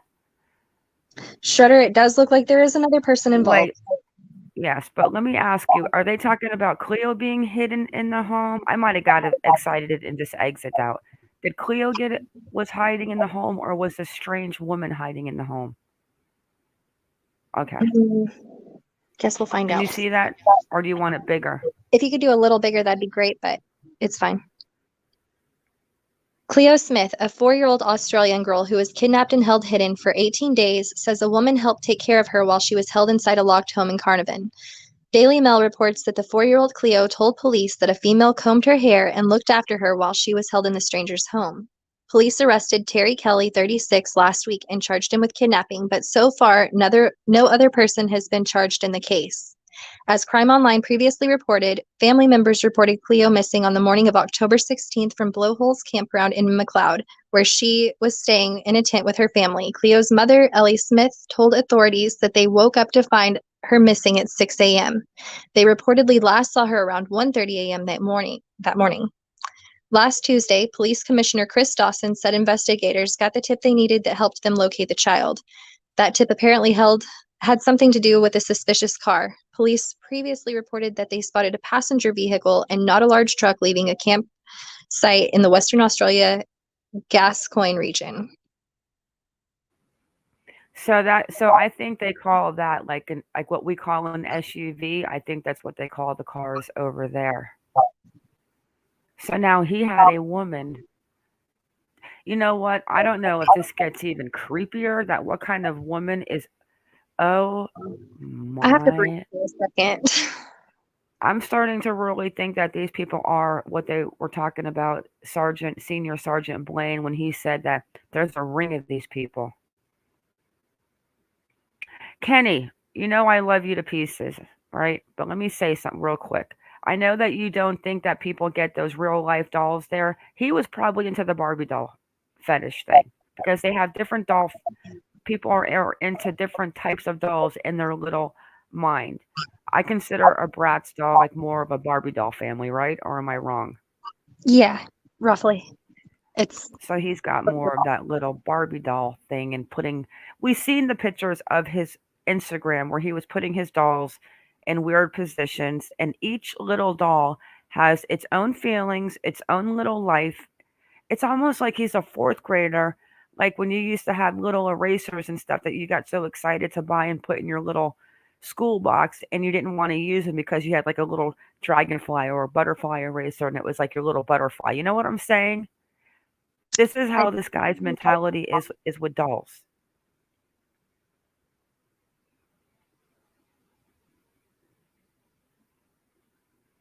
So, I mean, what was the woman's role in this, and why was she willing to help him kidnap someone or just take care of a kidnapped child? I mean, it was obvious. It was all over the news. webcam, go away, guy. I always see you in the drama rooms. We don't want you over here. I already hid him from the channel, so it's crazy they came back. Okay, we have some more. I just had to pause because my brain is trying to wrap around that what woman knew. Here's what I want to know. I want to know how long. This is why I want to talk to the neighbor. I want to get a hold of the neighbor. I want to know how long that guy had those windows blacked out in his house. Because if he's had those windows blacked out for a while, I'm starting to think. Wait, Jessica, did you just leave and come back? Yeah, something really crazy just happened. I'm starting to think that if they took out the carpets, hey, gamer guy, they blacked out the windows. How long were the windows blacked out? How many? Is Cleo the first one, or is it like the first one he had the kahunas to take? Because I'm going to tell you what, man. You don't go to a blowhole campground at 3 o'clock in the morning and open a tent on your first nab and steal a kid. That takes the balls the size of an elephant. Because Jake would have kicked his ass. And you knew that Jake was there. You were there driving a four-wheeler. You were hanging out at the blowholes. You saw Cleo. Now the question is, did you see Cleo prior and you ran into her at the blowholes and you thought, oh, there's that little girl. This is the perfect time to nab her? Or was it random? Was he following Ellie but really didn't know who Cleo was? You know what I'm saying? Like, or then you got what are the odds? The lady. And then you got the lady saying that Jake is buying drugs from him, and then they work at the same mine company. Okay, what did you miss? Hi, PB. Yeah, we have a new player in the doll collector game. if you want to go ahead and tell Jessica. Did you hear Jessica? There was a woman who was helping take care of Cleo and brushing her hair and just taking care of her. We'll just let you read that one part as we finish the article. Kidnapped girl says an unknown woman combed her hair and looked after her while hidden in stranger's home. So that's Cleo hidden. I get it now. It was 2 + 2 right there for me. Kenny, I'm from the Northeast. You have to. I talk fast sometimes.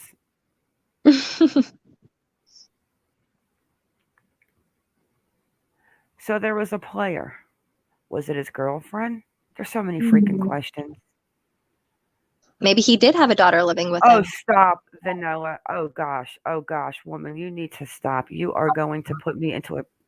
You're going to have to 5150 me later. What is it, 50-50? 5150, yes.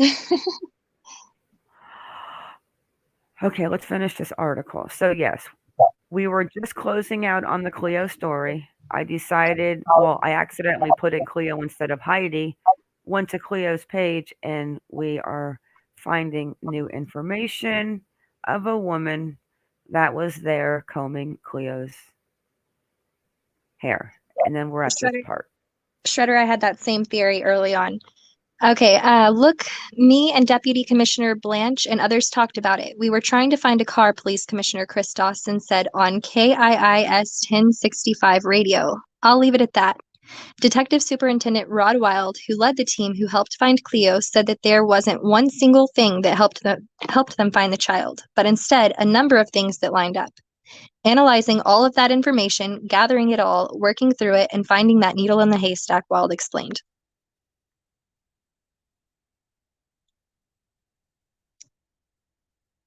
Let me load this other page because this is actually the article where they explain about the development and how they found, I'm pretty sure. Yep, the CCTV footage. Okay. Let's see if we can load this video because this is 9 News. Let's see if they like me.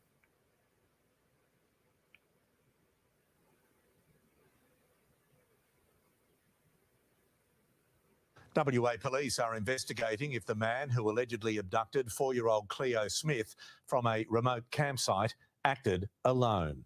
Lead investigators now want to speak to anyone who had contact with Terence Kelly during the 18 days he's accused of holding the little girl captive. The hero detective who rescued Cleo Smith back in town and not backing down. Detective Plank, can you tell us how the investigation is going? It's going well. The focus this week is for us to ascertain whether I have to be rude and just remind you guys that that's my future husband right there. there was anyone else involved. That's why we're still here. Did Terence Kelly have an accomplice? The question that police needs answering. We just asked that if there was anyone that had any contact with Mr. Kelly, whether you saw him, whether you met with him, whether you spoke to him on the phone during the relevant period, please make yourself known to police. Already coming forward, a painter hired by public housing, telling detectives the accused abductor claimed to have a young daughter after he spotted the doll-decorated room. And new detail now on how police zeroed in, first suspecting the 36-year-old visiting the Blowholes campsite at least once to sell cannabis, alleging a nearby phone tower was then found to have detected Terence Kelly's phone 90 minutes after Cleo's mum last saw her. So I had this little boy, beautiful little boy, Terry, and 2-year-old jet black curly hair. Beautiful no longer a word linked to Terence Kelly as audio emerges of a 2019 interview with the woman who raised him. A little boy, his mum didn't want him, and she threw him away. And she said, well, you want a little boy to look after, Auntie Penny. From once unwanted to becoming the most wanted man in the country for 18 days. Dolls, crayons and a little girl's clothing. It's all been seized from Terence Kelly's lair. While just a few streets away in this small town, little Cleo hasn't left her parents' side. Mira from Warburton, 9 News.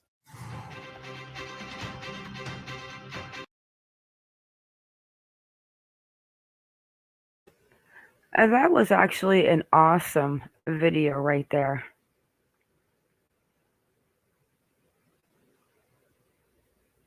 Considering like my future husband's just like, he knows what's up. Okay. We got a little bit left of the article. My mind is all over the place with this right now. Initially, authorities said they had the only person involved in the case behind bars. Now, however, they are exploring whether more people are involved. That's why we are still here, Detective Senior Sergeant Cameron Blaine told the media. So we just ask that if there is anyone that may have had contact with Mr. Kelly, whether you saw him, whether you met him, whether you spoke to him on the phone during the relevant period, to please make yourself known. After police arrested Kelly, they announced he was... Whoops, where'd it go? They announced that he was not known to the Smith family. He was taken to the hospital twice afterward for self-inflicted injuries sustained while he was in jail. Following his arrest, videos and photos from Kelly's Facebook account surfaced. A room in Kelly's home showed dozens of dolls, some that were still in packaging. In April 2020, Kelly posted a photo on Facebook of himself taking a doll for a drive. Yeah, that guy, just blocked that guy. Mar is too young for me, still potty training. Yeah, right, Kenny, you wish. You're probably too young for me. Look at this guy. So you think that he's got the doll filter on this I Love My Dolls where he's got that 360 video going on? He might. He has some sort of filter. Why doesn't he look like the guy getting on the plane? I know it's him.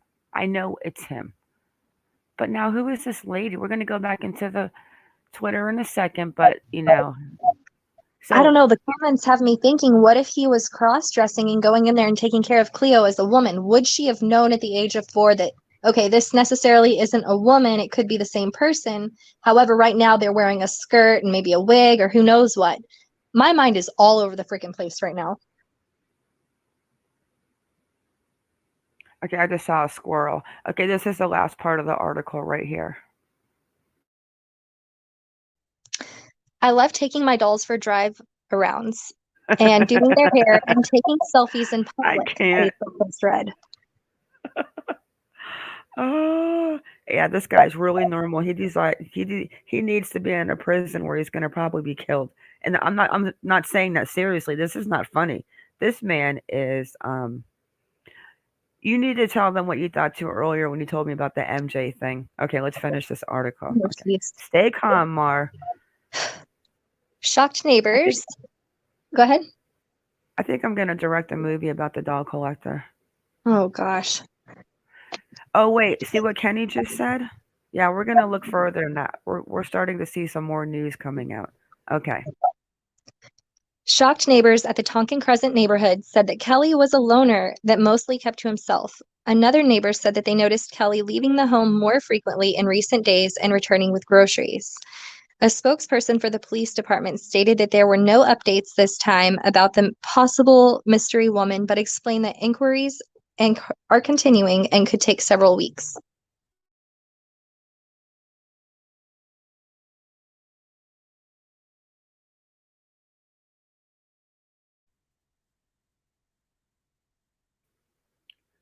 Kenny, who are the late? Is Kenny in Discord? If he is, I don't think by that name. He might be. So this is one more thing about I want to share on this story. I think this is the article where they explain how they actually narrowed down supposedly how they joined the dots to find Cleo. I think it's funny that my pages are always so big from the time before. But I'm not going to read the whole article.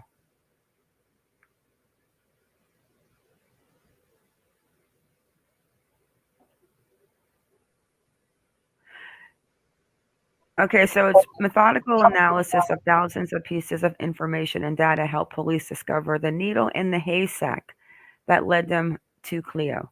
After almost 3 weeks of searching, police yesterday found the 4-year-old in a house and took into custody. We know this. It wasn't a tip off, it wasn't an accidental sighting or pure chance. It was the hard work of the team that did it, said Detective Superintendent Rob Wild, who led the 140 strong team that never gave up hope of finding Cleo. Analyzing all of that information, gathering it all, working through it, and finding that needle in a haystack. But what was that needle? Superintendent Wild said there was no one particular thing, but there was a development that led to a rapid breakthrough in the case when the dots lined up. Information or evidence that led police to a housing commission home in a working class suburb in Carnarvon, just 3 kilometers from Cleo's family home. So we know they forced her way in. So it didn't involve CCTV footage of the car which had turned off the Blowholes Road between 3 and 3:30 a.m. the day Cleo went missing, and the identification of a registration number. Was there a crucial piece of mobile phone data? Was it a clue found in the ashes of the campfire? So we know now what they said. It was the phone being dumped by the cell towers, connecting to the license plate, doing an overlap, and that's what led them supposedly to. I mean, you can call him Clarence, you can call him Terrence, you can call him Clarence, Terry, Terrence, Clary, Kelly. I mean, he wasn't in his car when arrested. Well, maybe he was in the lady's car that was combing Cleo's hair.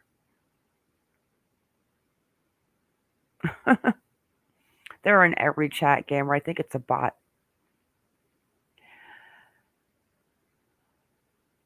Let me see if I can find one more thing. Too much, Mom. Then we're going to get back. The doll collecting is not part of the pathology of evil. His evil intent towards humans is all his problem. Please don't malign all doll collecting by Mel's as weird predisposition of evil. It isn't. And that is very true. You know, I mean, I used to have a couple of those porcelain dolls when I was a kid, like the little clown dolls that used to sit on the shelf. But I've never been a fan of dolls, and I do not like that one doll in that scary movie. What is that doll that has the mean face and sits in the cabinet and you let her out? It starts with a C, I think. Oh, Lord. I don't know that one. I know Annabelle. Annabelle, that's the doll. Yeah, she sits in that little hutch And in one I of don't those think movies. the doll collecting is inherently evil. I mean, I have a son who's autistic, so I know there are people who collect random things, and that is totally, totally fine. But whenever you do start to cross that line, that is when it starts to get scary.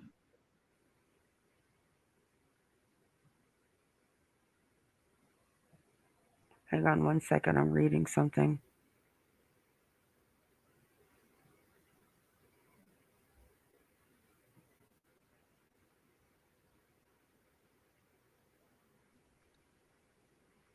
Well, it does say here that her family is being counseled, and they also said not to talk to Cleo about any of this until they are Yeah, until Cleo's been counseled. they've told the family how they should speak to her and shouldn't speak to her to protect the investigation.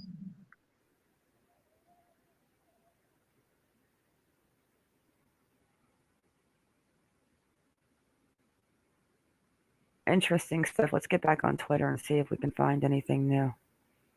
And see about these women that were arrested. If we can, were they females, Kenny, that were arrested in this? That's what I heard. All right, let's refresh the Cleo Smith page. I never liked Twitter until a couple of months ago, and I'm like, whoa. So we're on the latest.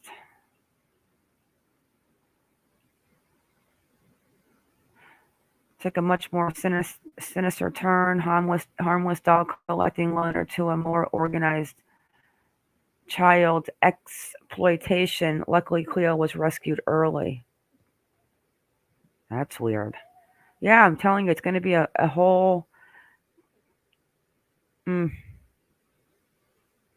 hour ago bombshell. Or is this the one we just read about the lady combing her hair?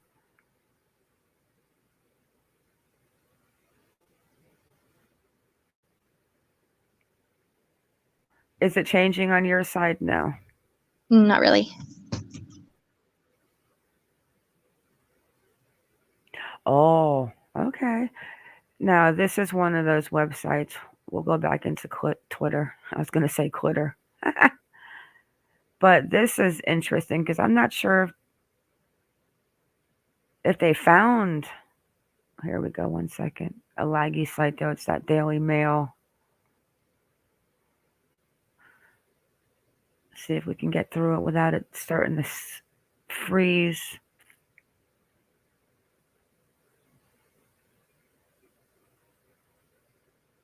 So it's basically off the other article. Cleo Smith bombshell.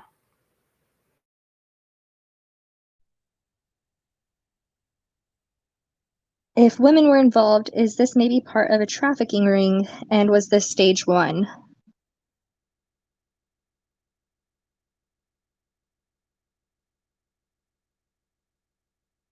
Very possibly. She's got to get that router fixed. Okay. You can buy me the doll you were looking at the other day. Oh my gosh.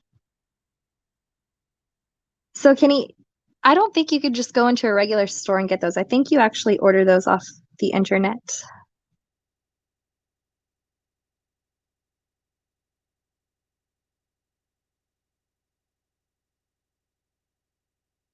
He could have definitely been arrested in a different car. I mean, that would explain why the car was parked at the house. Thinking about it now.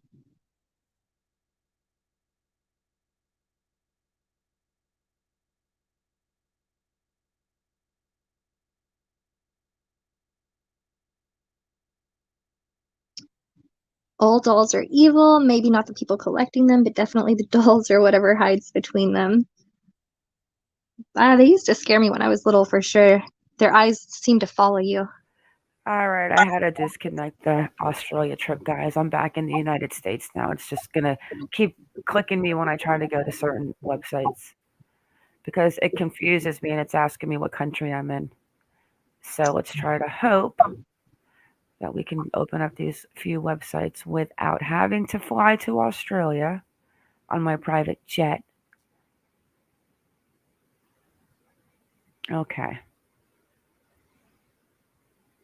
Ew, maybe it was like a trap house, and that's why they never saw him leaving and only just saw him bringing in groceries. Nappies. Okay, so you want to take this one? Okay.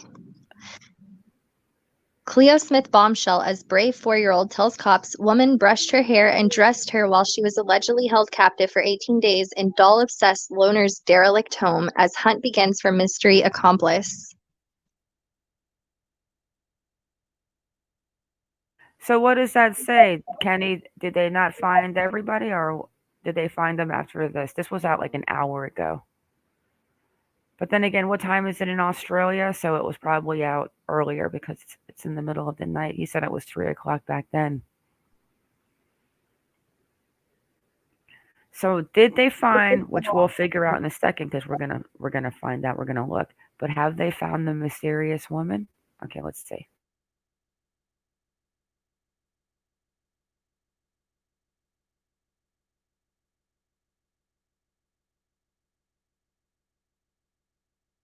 A mystery woman could be the key to Cleo Smith investigation after the little girl told investigators a female would come to her accused kidnapper's house to look after her. The new development came to light during delicate police interviews with the 4-year-old who allegedly spent 18 days locked up inside of a house in Carnarvon. Local man Terrence Darrell Kelly, 36, has been charged with kidnapping and remains in a Perth jail as teams of elite detectives returned to the remote town on Monday in the hunt for more clues. Sources close to the investigation told Daily Mail Australia Cleo has mentioned that a woman visited the Tonkin Crescent duplex during the time she was allegedly held captive and helped take care of her. Cleo allegedly told investigators that this woman helped to dress her and brush her hair.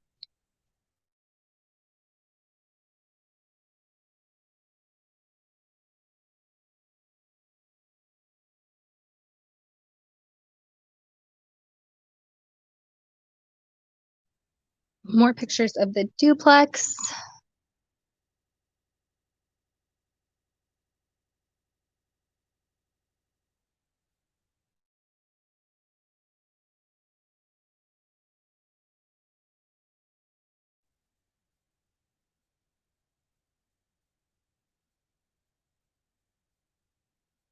That's my favorite picture. What is that little box that won't load so I can close it? Like, go away.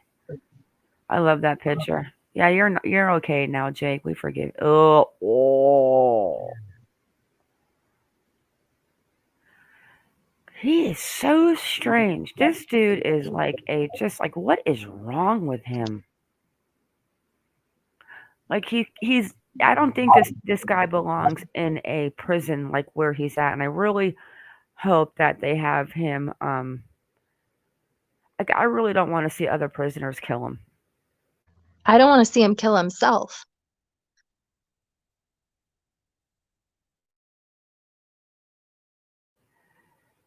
It will be a relative of Terrence Kelly, Kenny thinks, probably. And she didn't want $1 million.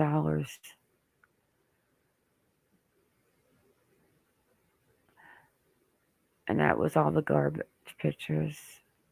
I love that picture.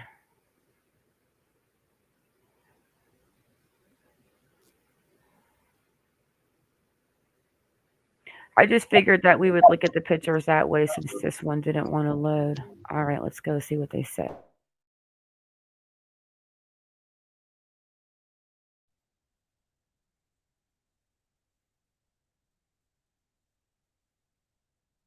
Cleo was found in the early hours last Wednesday morning after being missing since October 16th when she was allegedly abducted from the family's tent at the remote Blowholes campsite about 75 kilometers away. The preschooler was awake and playing with toys when detectives broke down the door of the house just after 1:30 a.m. Body cam footage shows that the brave little girl was being carried out the Tonkin Crescent address with her hair clean and brushed and her pajamas appearing freshly washed. Police had initially stated no other suspects were being sought in relation to the matter, alleging that Kelly acted alone. With the landmark case appearing to be wrapped up, a team of detectives who helped track down Cleo have since raced back to Carnarvon from Perth as they probe the possibility another person was involved. The investigators are expected to remain in the small town for at least another week as forensic specialists continue to scour the alleged abductor's home for evidence another suspect may have been there. I honestly think the rest is just going to be a repeat. So we're going to go back on Twitter, but who doesn't love watching this? Yes. My name's Cameron. How are you? Are you okay? We're going to take you to see your mummy and daddy, okay? Is that good?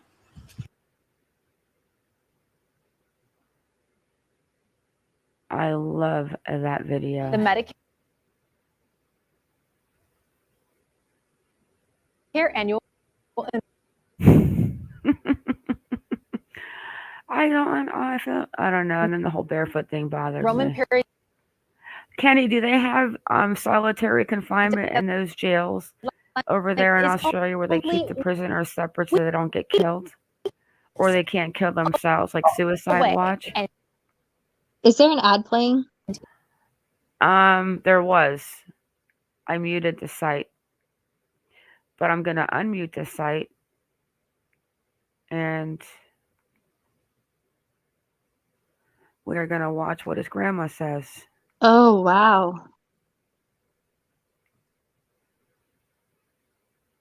I read 3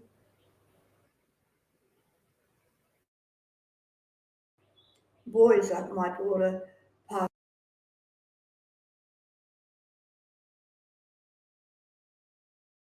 away with MS. A little boy, his mum didn't want him. and she threw him away. And she said, well, you want a little boy to... I read 3 boys that my daughter passed away with MS. A little boy, his mum didn't want him, and she threw him away. And she said, well, you want a little boy to look after? Auntie Penny. I looked at Snubby. He was drunk and he started crying. Very soft heart he is. And we, oh yeah, we'll take him. I looked at him, and this little boy, God was giving me something back into my life, what the welfare took off me, my children. And God was giving my grandchildren back to me in a different way. Yeah. So I had this little boy, beautiful little boy, Terry, a 2-year-old jet black curly hair.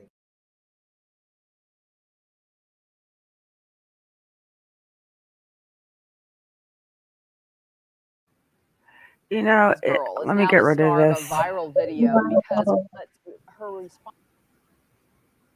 Yeah, his mom died of MS.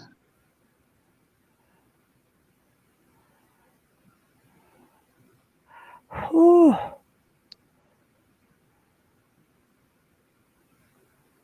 So was she saying that she was just throwing him away, or she was throwing him away because he was a little boy? I'm trying to kind of understand. I don't know, but this guy definitely didn't have a normal childhood.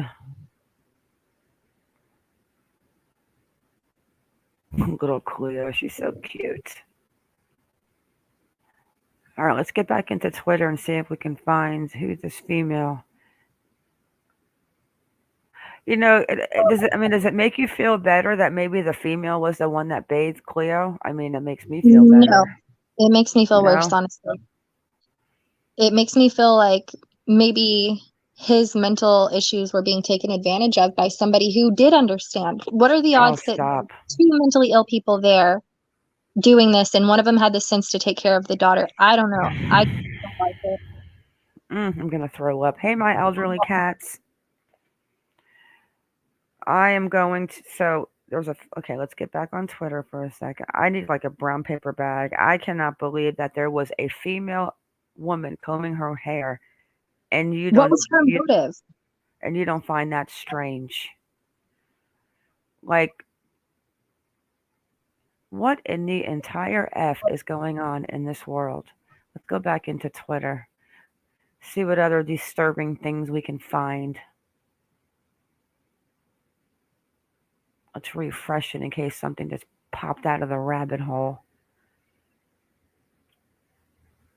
Yeah, Vanilla was saying earlier that the way I say things is not funny, but it's funny. I do that, I think, in my mind so that I can't possibly digest some of these things that I read.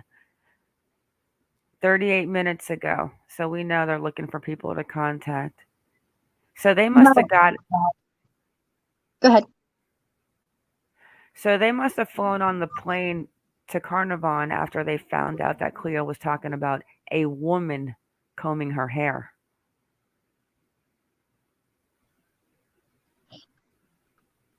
One hour I just ago. don't know what a relevant time period could be, because, like you said, how long have these windows been blocked out? How long has this been going on? What is relevant? That could mean a lot of things. Got Peter Hyatt on Sandra Polt and Cleo Smith. Cleo tells cops a woman brushed her hair and dressed her. And we get a little more information. Now we know she's brushed the hair. Now we know she's washed the hair, and now we know she's dressed her. I don't know why, but I feel better knowing that a female would dress little Cleo rather than a scary male for her. I don't know what to think. I think this whole thing is one of the most bizarre things I have ever heard in my life. I am disturbed. I feel bad for him at the same time. I do not know why I feel bad for this creeper, but oh my gosh, maybe I should check myself into a rubber room.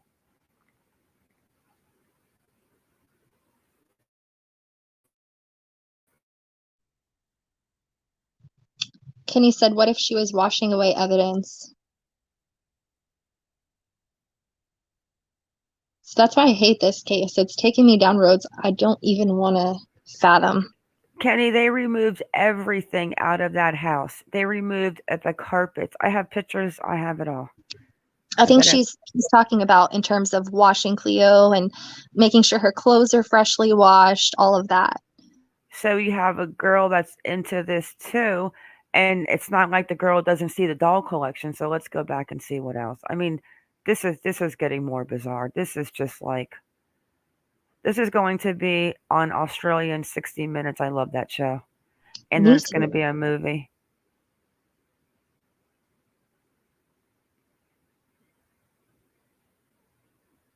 So we looked at this one. So this is, they're looking for that woman. Have they found, or I do not see anything on they found anyone yet. But tonight they'll be waking up. This is the stage in abduction case I call the domino effect.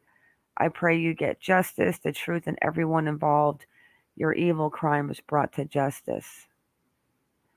Also, shame on the media and police for using Cleo as a trophy when you ignore so many other missing kids. Ooh. It's true.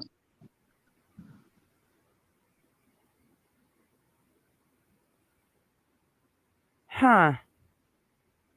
Yeah, that one lady on the Facebook, she's pissed. I do not speak that language.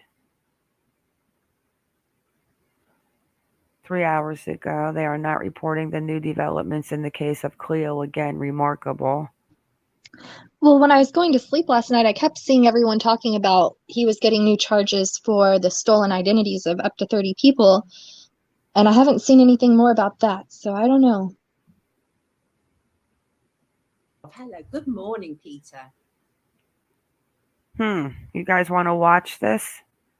If we leave it right here and just kind of listen to it, we don't have to, I won't get in trouble for playing it on Twitter. Should we check it out? It's 19 minutes.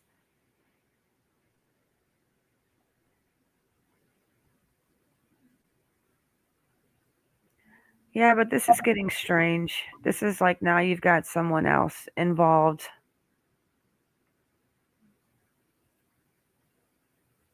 I say we listen to what he says. Maybe he can shed some light on this madness, because I don't understand how a female can be involved. And I can't wait to see who she is. Good morning. How are you doing? Thank you, everybody. I should point out it's 3:15 a.m. where Peter is. He's specially here for us. Thank you so much, Peter. It's so appreciated.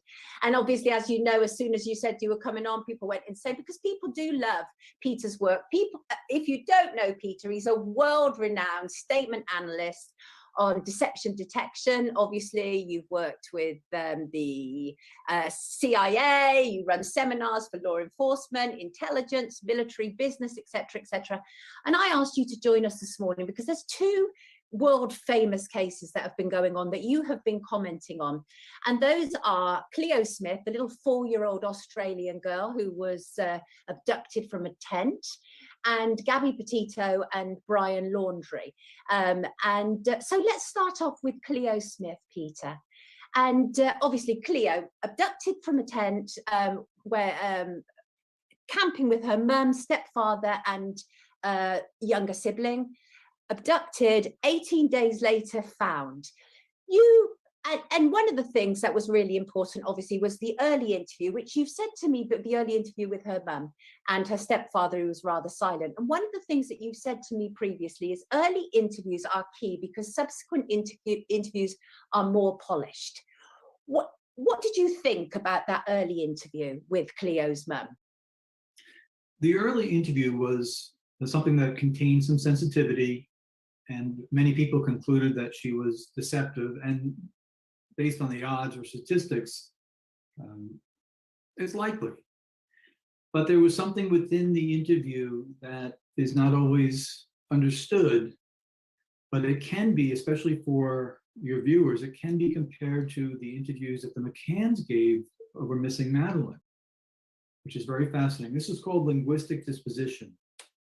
Linguistic disposition is a part of human nature that is very difficult to suppress. So if someone has criminal guilt, for example, criminal guilt, the brain has an incredible way of surviving guilt. It will minimize, it will justify, it will rationalize, it can outright deny, it can do anything it can do in its power, in human nature, to not be face to face with that guilt. So linguistic disposition looks at what does the mother, in this case, what does the mother think of the child? What is her disposition towards the child? Because the child is missing, the child is the victim. And I watched this over the years emerge in different statements, and it has guided me well. And so in looking at this case, the linguistic disposition was very positive. So for example, a negative would be something like this, where a parent who has harmed the child finds a way to blame the child. Right. In a very subtle way. Just it protects the person, the guilty person, from feeling overwhelmed with guilt. Right. The conscience won't allow it, and it's very powerful in human nature. So for example, in the McCann interview, what we saw was a very, what would be described as a neutral linguistic disposition to a child that's missing, which is terribly negative, because the concern should be that child. When Ellie spoke, Ellie being the mom, she was asked a particular question about, do you know, what do you think happened? And she said, I don't know. I wish I did. And then she went on to describe the child in a very loving way, with great concern for the child. She didn't have much concern for herself in the interview itself, more concern for the child. And this is put against the McCanns, whose priority was protecting themselves. They had very little to say about Madeline. They were not concerned with what she might be going through, anything like that. They were concerned with themselves and self-preservation. Yeah, the impact on them. Yeah. Yes. And this mom was concerned about what the child was going through. Yeah. One of the things you said was she'd said she needs breakfast. And you asked the question, was she put to bed without dinner? So that's also interesting, because you're looking at what's missing as well, not just what is there.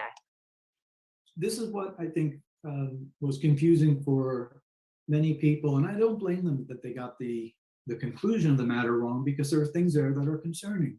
Yeah. One of the things we did was, as a team, we had, I think, 2 Australian analysts on the team that were able to guide us a little bit with the cultural aspect. For me, thinking of taking a 7-month-old and a 4-year-old camping is crazy, but that's not my culture. So I needed to hear it from them about the culture of that sort of thing. But then there was some missing information, and that brings us to the point of neglect. Yeah. We looked at neglect. We look at neglect in general, but we looked at it in this case in 2 different ways. One is the neglect that every parent experiences at some point. You turn your back for a moment and something happened. If the child went missing, maybe they should have had her sleep closer. There's something in there regarding neglect that is situational and common to every parent. And then there is chronic neglect, where we look at that as a belief system, where someone says, it's okay for me to stay in bed this morning because my 3-year-old will operate an oven or a toaster and make their own breakfast. Isn't that marvelous? Look how advanced my child is. Or it's okay for us to leave a young child and 2 babies while I go to dinner with friends, because I deserve that. I need that my adult time. Right. That's chronic neglect. Right. We did not have that. All right. I definitely agree with that. Yeah, Ellie did. The only thing was weird to me was the way Jake was acting in the beginning. Like, I'm not going to try to pull back the way I thought Jake was a suspect in my mind, because I was convinced that somebody had to have really big balls to open that tent and take out a child. Like, that was so freaking random. you guys want to continue watching that, we can, but I think that he's just going to go into all the other observations with McCain too.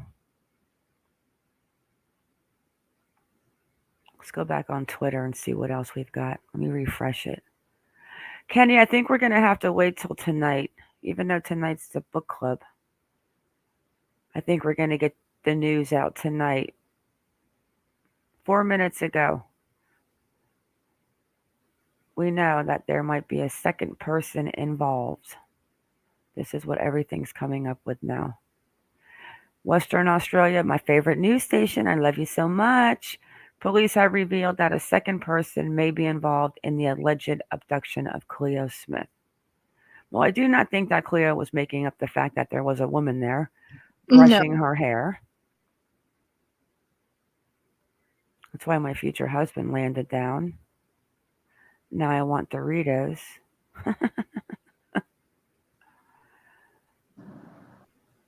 I don't know why, but I just feel so much more anger towards a potential woman being involved. And I know that whatever he did was totally wrong. I'm not excusing that. But just as a woman, Good morning, don't Peter. go against nature. Good morning. How are you doing? Thank you, everybody. I should point out his. I'm going to drop the link for you guys if you want to finish that video later. I like him. I like Peter. 2 hours ago, a woman brushed her hair. Whoopi. Yeah, it's basically just the woman that brushed her hair. I think these people are sleeping right now, like Kenny probably should be. He said it's 4 a.m. there. Yeah. So tonight when, that 10 p.m. Eastern, 11 p.m. Eastern, that's when that Twitter starts banging off from Australia with the updates if they come out. So let's go now and talk about another very strange one. Miss Heidi Plank.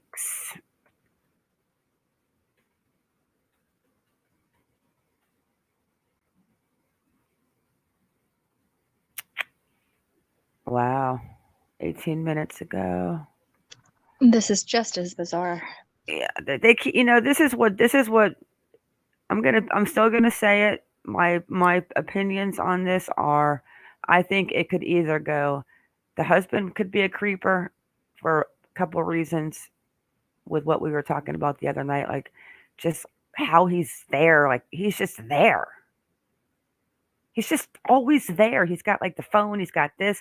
I don't know about you guys, but I have an ex-husband and we have 3 kids together, and I don't think I would ever give him the key and come over and come in whenever you want, especially when I'm dating a new guy. I just, even though he lives in San Fran, I just don't think I think it's strange. We have switched. We are Anna Cleo guys till tonight. We could keep on reading 100 different articles, but it's the same thing. We've got a female involved, combing the baby's hair and dressing her and bathing her. Now, how many females has these? I want to know how long those windows have been blacked out. That's my main concern. Kenny, if you can get a hold of the man that painted the walls, maybe you can ask him if he knows how long. Maybe we can get a hold of the neighbor. I want to know how long those windows have been blacked out. I think that's going to be very telling, in my opinion. I don't know. Kenny said a lot of people do that because of how hot it gets there. Yeah, but the sun doesn't come in every single window. Like the whole entire house was blacked out, right? Well, it was a duplex, so would it have been attached to other places on other sides? I think I heard it was like a 4-lot duplex or something. So it was like a 4-plex? Yeah, something like that. It was multiple. It wasn't just 2. Yeah, duplex is 2, a triplex is 3, you got the 4-plex, and then after that, I think it's an apartment building.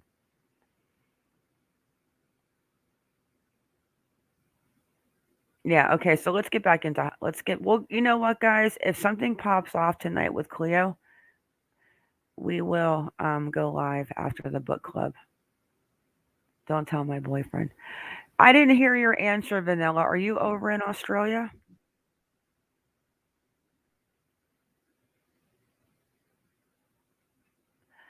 Now, one article I do have on my notes that I want to touch on real fast on Heidi, off my favorite website in the whole world now. And we'll go back to Twitter, but most of us probably already know this, but I think this is interesting.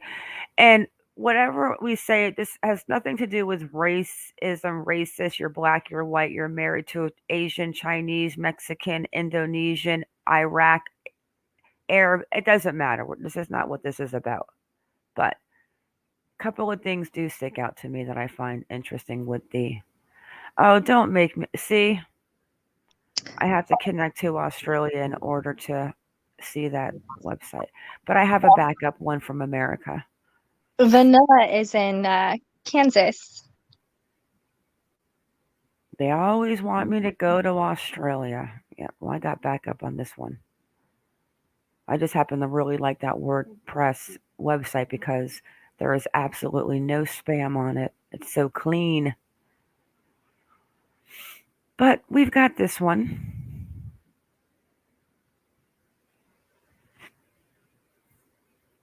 Do you know the Muffin Man? That reminds me of Jaws, the movie when he's on the beach singing that before the poor little kid is taken off the raft. Oh, not Kansas. Kansas City, Missouri. Or Kansas. Yeah, Kansas City. Oh, that's right.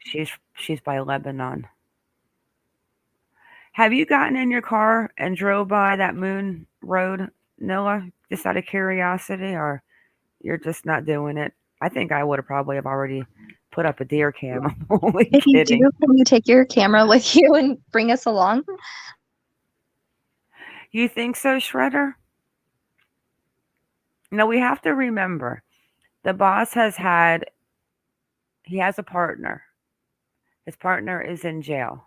I think we should look him up too, the partner's name on that Vine link. Hi, Too Much Mom. He had a partner. They supposedly stole $45 million from a native Indian tribe. If I get this wrong, please correct me as I go along because I'm doing this straight from memory. His partner pleaded guilty and he's doing time in a federal prison. Jason Sugarman, Heidi's boss, is pleading not guilty, and I think the charges were put out in the SCIS. I don't know if that's correct. I'm thinking of ACIS from Australia, of course, because I want to live there. SCIS maybe, but wasn't that June of 2020, or am I mistaken of 21? Iconic. No, I think 2020. It's been going on for a while. Okay. Yeah, Noah, the VPN, we don't have to go back to the VPN right now because we're not going to go back into Australia. But if I want to watch the 7, or if I want to go on basically any website, if I do not connect to the Australian VPN, it's like 100 times to load. It just takes forever. But my question with Heidi is, if Jason Sugarman, when did that court paper go out? I got the court papers right here. Let's remember this. Why now? Oh, wow, it was 2019. We'll go back to this article in a second.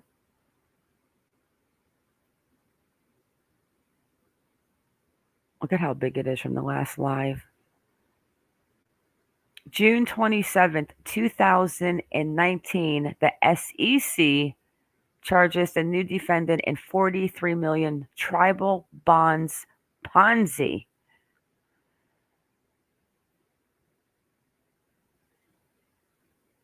So we went over this paper. He's being charged. So his partner, the commission has previously charged Golanis and 7 other individuals for their roles in the tribal bonds scheme. Golanis, who pleaded guilty to parallel criminal charges arising from his role, is currently incarcerated. What is Jason Golanis? So That was 2019. The question I do not have the answer to, and I'm curious if anyone in side chat does, is how long has Heidi been working for Jason Sugarman? Or even was she? Because that seems to be a topic of debate too. She was the bookkeeper. I know they're saying that she wasn't working for him. Maybe they were having an affair somehow. Maybe she was keeping notes for him. But supposedly he wanted that laptop back, and the ex-husband brought it to the police. I just feel like who had the most to lose if she stayed alive? Sugarman.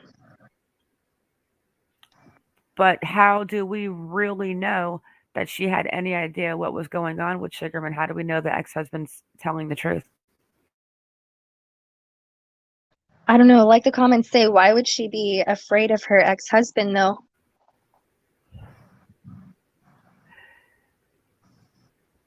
I don't know if she would have to be afraid of her ex-husband. Let's go back into this article. So then, because she says that Heidi texted her friend to say she was scared before disappearance, family says as they share suspicions. So we hear that she had 2 phones. So we know that one phone was found at her house. So it said that Heidi texted her new boyfriend, Naeem Salam, who works for Facebook, to say days before she disappeared that she was scared and wished he was with her in the days before her shock disappearance.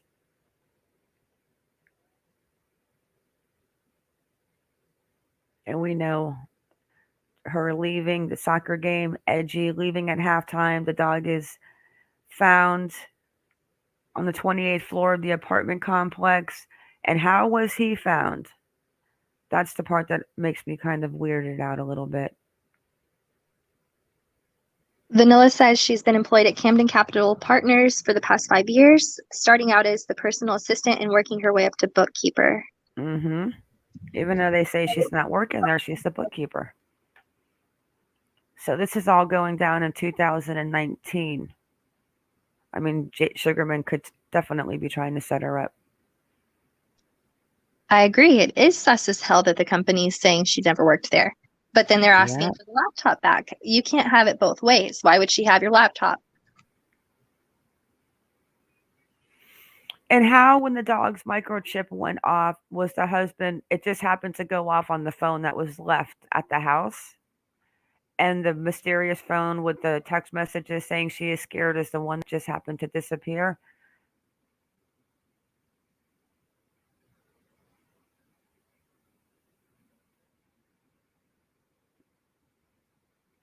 What the hell? Who leaves muffins on the ground? Let's see what this is. Did that open or no? No. Not for me.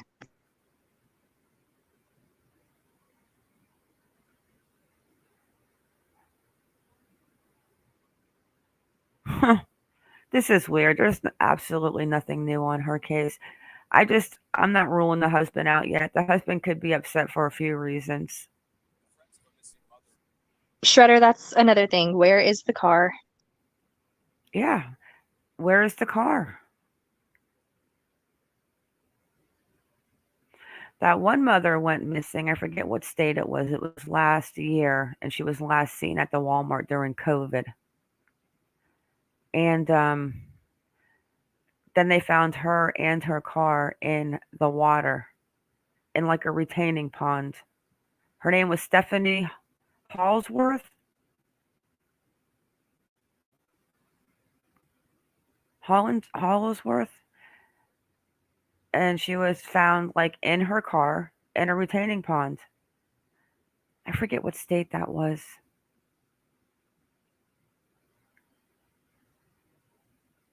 Do you know who I'm talking about? Stephanie Hollingsworth? Have there been some recent articles about her? I feel like I've seen it, but I don't know the name. No, Vanilla, you're right. Somebody that supposedly found the dog, I guess, went to the vet or however they checked the microchip, and they said that the number that led to the microchip went to her phone. Then you hear she has 2 phones. So she's got one phone that was left supposedly at the house with the microchip alert that someone found the dog.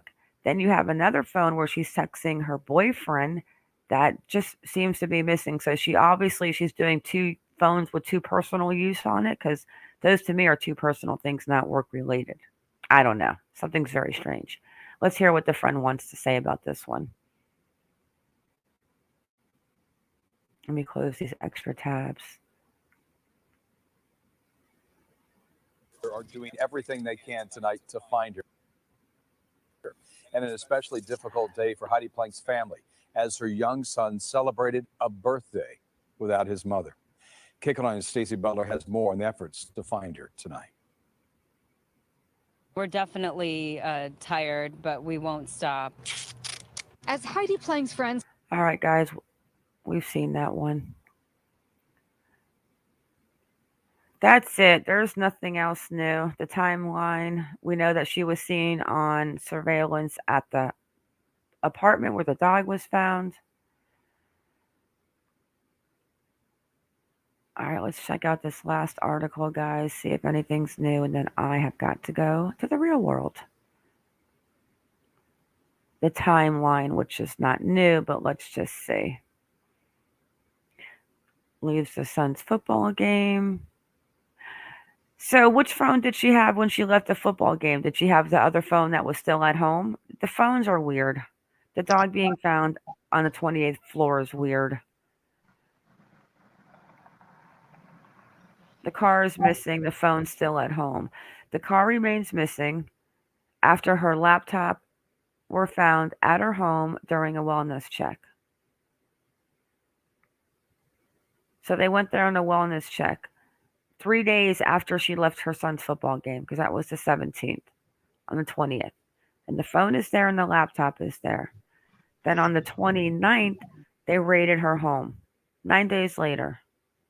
Well, it could be work phone and personal phone, but why would the work phone, if that's the one left at home, have the dog notification and not the personal phone? I can't imagine taking your work phone and leaving your personal behind.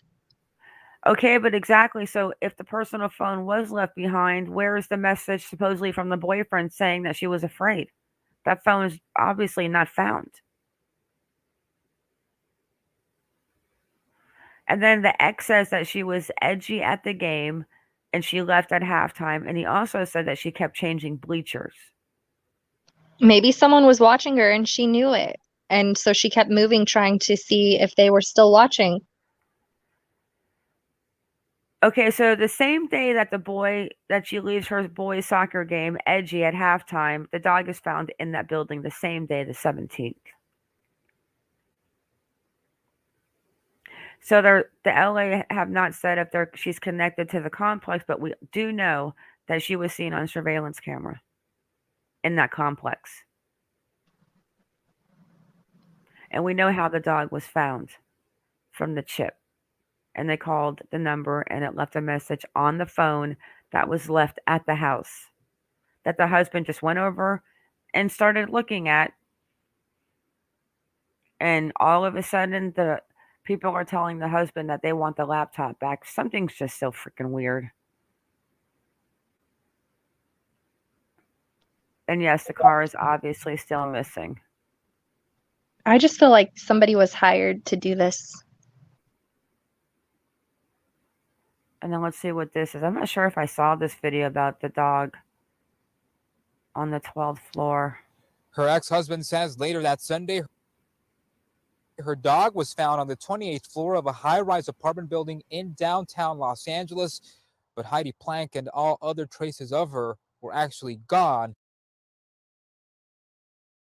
It is a horrifying contrast between the lush, remote forest, the peace it represents, and the cries of anguish here that pierce.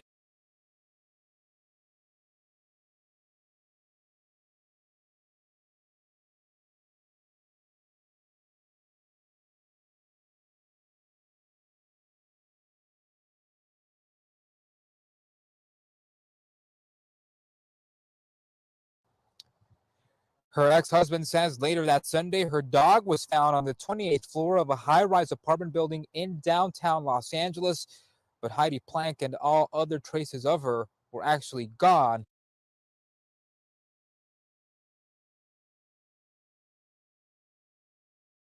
It is a horrifying I guess that was the whole video. Dog was found. Very strange. But you see her at the complex, so was she dropping the dog off to somebody? And it's so weird. I can't. It's one of those things, guys. I can't figure out. But with that I wonder note, if the I'm dog going. was at the game. Right? So many questions. You know, and when you think about it too, the husband could have been a little jealous of the new boyfriend, like that comment that he made about the boyfriend. What But they've was been that article? divorced 9 years, so I don't know. It doesn't matter. Maybe he still maybe he still wanted to be with her and she didn't want to be with him. I'm not saying the husband did anything, but the one article about the husband talking about her relationship with her new boyfriend, I thought was a little strange. Let me see if I can find that real quick. I thought that was weird. Like, why even say that? Like, it was just weird to me. Would you say rice field work?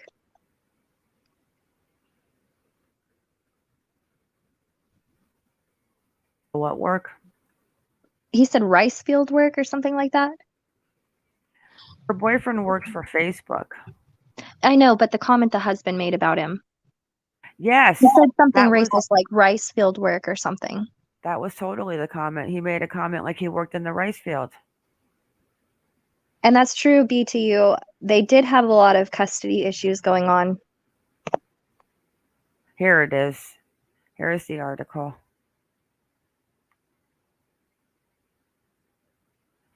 Thought about the ghosting him. Remember? No, It was he said make him a ghost specifically. No, here it is. Here it is. Here it is. Here's the article. Missing mom Heidi Plank argued with her boyfriend before disappearing, and he thought she was ghosting him, meaning ignoring him. So we know she disappeared. So the ex-husband, Jim Wayne, 63, reported her missing after she failed to pick up the son. This is so weird to me. He told his son Heidi had an argument with the man she had been dating in the week before her disappearance. Like, how would he know that? Like, I'm sorry. Unless she was that open with him, something. This husband's not sitting well with me a little bit. He's just rubbing me the wrong way. He could just be that way, but okay. So he told them that they had a fight, but insisted her new beau is a great guy. So Wayne runs a beauty salon to the stars in Beverly Hills. They had been in an argument the week before, so he didn't know anything about her disappearance. He thought she was ghosting him. He had no idea. He said that they got into an argument because he lives in San Fran and she wanted him to come down, but he couldn't because he had to work. But Jim insists Heidi's new man is a great guy, adding, I don't have any worries about him. He's a great guy. I'm sorry, but that right there to me is completely random and just not normal. I'm sorry. He added, I'm no detective for sure, but he seems like a really great guy. What? I'm going to cuss. What the fuck? How many times do you have to say the dude is a great guy? What? That's weird to me. I think that might be as weird as the lady combing Cleo's hair. And then there's no evidence to suggest that Heidi's partner was involved in her disappearance, and the police have not named him a suspect, which I don't think he had anything to do with it, in my opinion. But I don't see the Rice comment. That didn't have all the writing. I feel like there was another article that had it too. Let me see if I can find it. That very much stands out in my mind. Because I know I just read it, but it would be pink and I don't see it. And then he just talks about how the boss was concerned about the he said that he called him, he used him in the same sentence. I think this is it. It is, look how big the words are. In a rice field. And let's see where that is.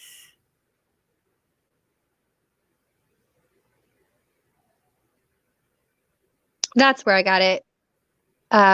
You see Making it? him a ghost. No, Okay, but it's in this. It's this in is the this article. one. Yeah. Yeah, that's right. There's the picture of him and her and the boy. She looks different there. Is that even Heidi? Is that her? Oh no, that's his wife Maria. Okay. He must have a new wife now. I don't see it. Maybe they want the boy. I don't know. Where's the rice comment? I think it was up higher. I might be wrong.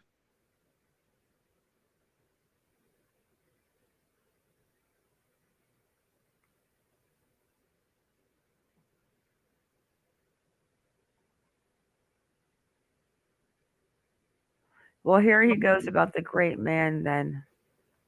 Oh. Anyways, there's a comment somewhere on one of these articles where he's talking about him, but he puts him in the same sentence as a rice field. And I didn't understand that. Let me try one more thing.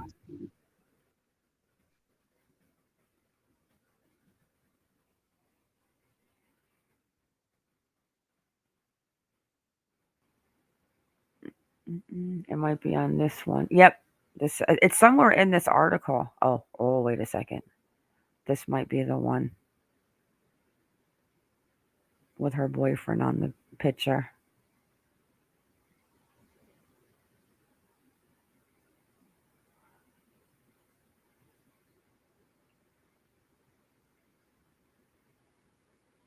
All right, last try, guys.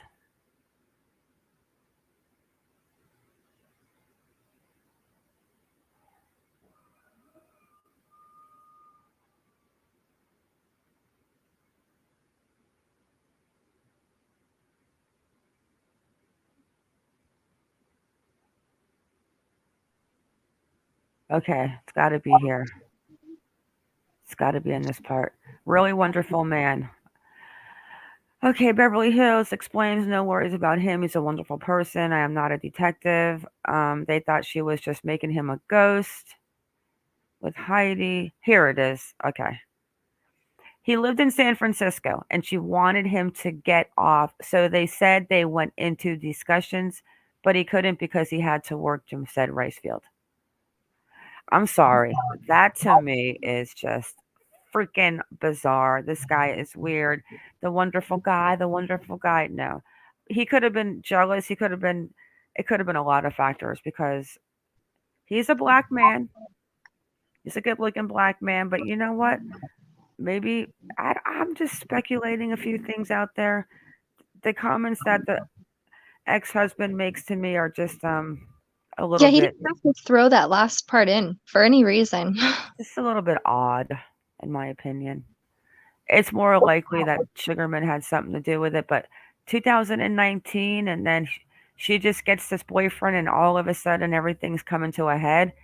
It could be a coincidence. We'll see where it goes, but yeah, even if it goes to Sugarman, the husband's still an oddball for the comments that he's made, as far as I'm concerned. When you say oddball, it just brings me back to Terrence Kelly. Oh, he's a oh, I don't know. I gotta stop feeling bad for him. Yeah, but sometimes that doesn't matter. Vanilla. It could be her new boyfriend that's setting him off too. That it could be a lot of things. I mean, why make that comment? Why the rice field comment? Now, to me, I personally take that as a racist comment. That he's making a comment, I don't know. I think to me it sounds a little racism, but that's my personal opinion on the matter, and I'm sticking to it. Vanilla said we need to find a relation between sugar daddy and and the dog building. And I've heard a lot about his investments and maybe having some correlation with that building. So I'm looking into that. Let me go into Vine Link real quick. Let me go see about this Jason Galanis. He might be a connection too. We can't forget about that name. Because Jason Galanis was the partner that just pled guilty. He's like, you know what? I'm not even doing this. I'm just pleading guilty. But this one wants to fight it. And you're right. He could have put some stuff in that laptop to where it's going to make Heidi look like she had part of it. And maybe if he can prove that Heidi had some part of it, then he can somehow get a reasonable doubt in the courthouse. I mean, it could be so many things. Kenny, he doesn't really work in a rice field. He works for a charity firm with Facebook, I think. He is the CEO for the charity firm for Mark for Facebook. He's got a big job. I'll tell you his job in 1 second. And he's not found. Well, he's in the FBI holding, but I can't find the Jason Galanis in California.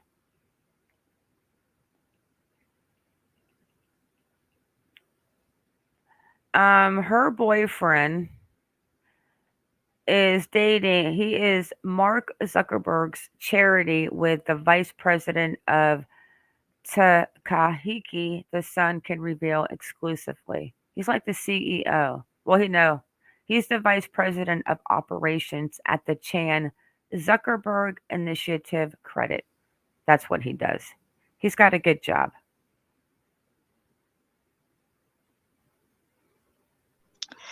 PB says, if you watch the Nancy Grace clip, X sent BFF Danielle over to the house, and she then gave the phone to the ex who gave it to Ellie. Both were on Nancy Grace together. Yeah, I'm going to have to watch that. We'll do that in the next Heidi video, but now I need to go take care of some things in the real world, guys. But thank you all for coming in. Hi, B to you. I have a feeling that some things are going to come out on Cleo tonight regarding who the mysterious woman is combing her hair. So, and we'll see if anything comes with Heidi, but it's a weird one. We're going to have to go look at the people that live in that condo. Time to start digging. And book club, guys, the 5th week, 11 p.m. Eastern in Discord. All right, everyone. Thank you for coming in. Thank you, Iconic. Thank you. Everyone have a great day. Keep your babies safe and stay vigilant.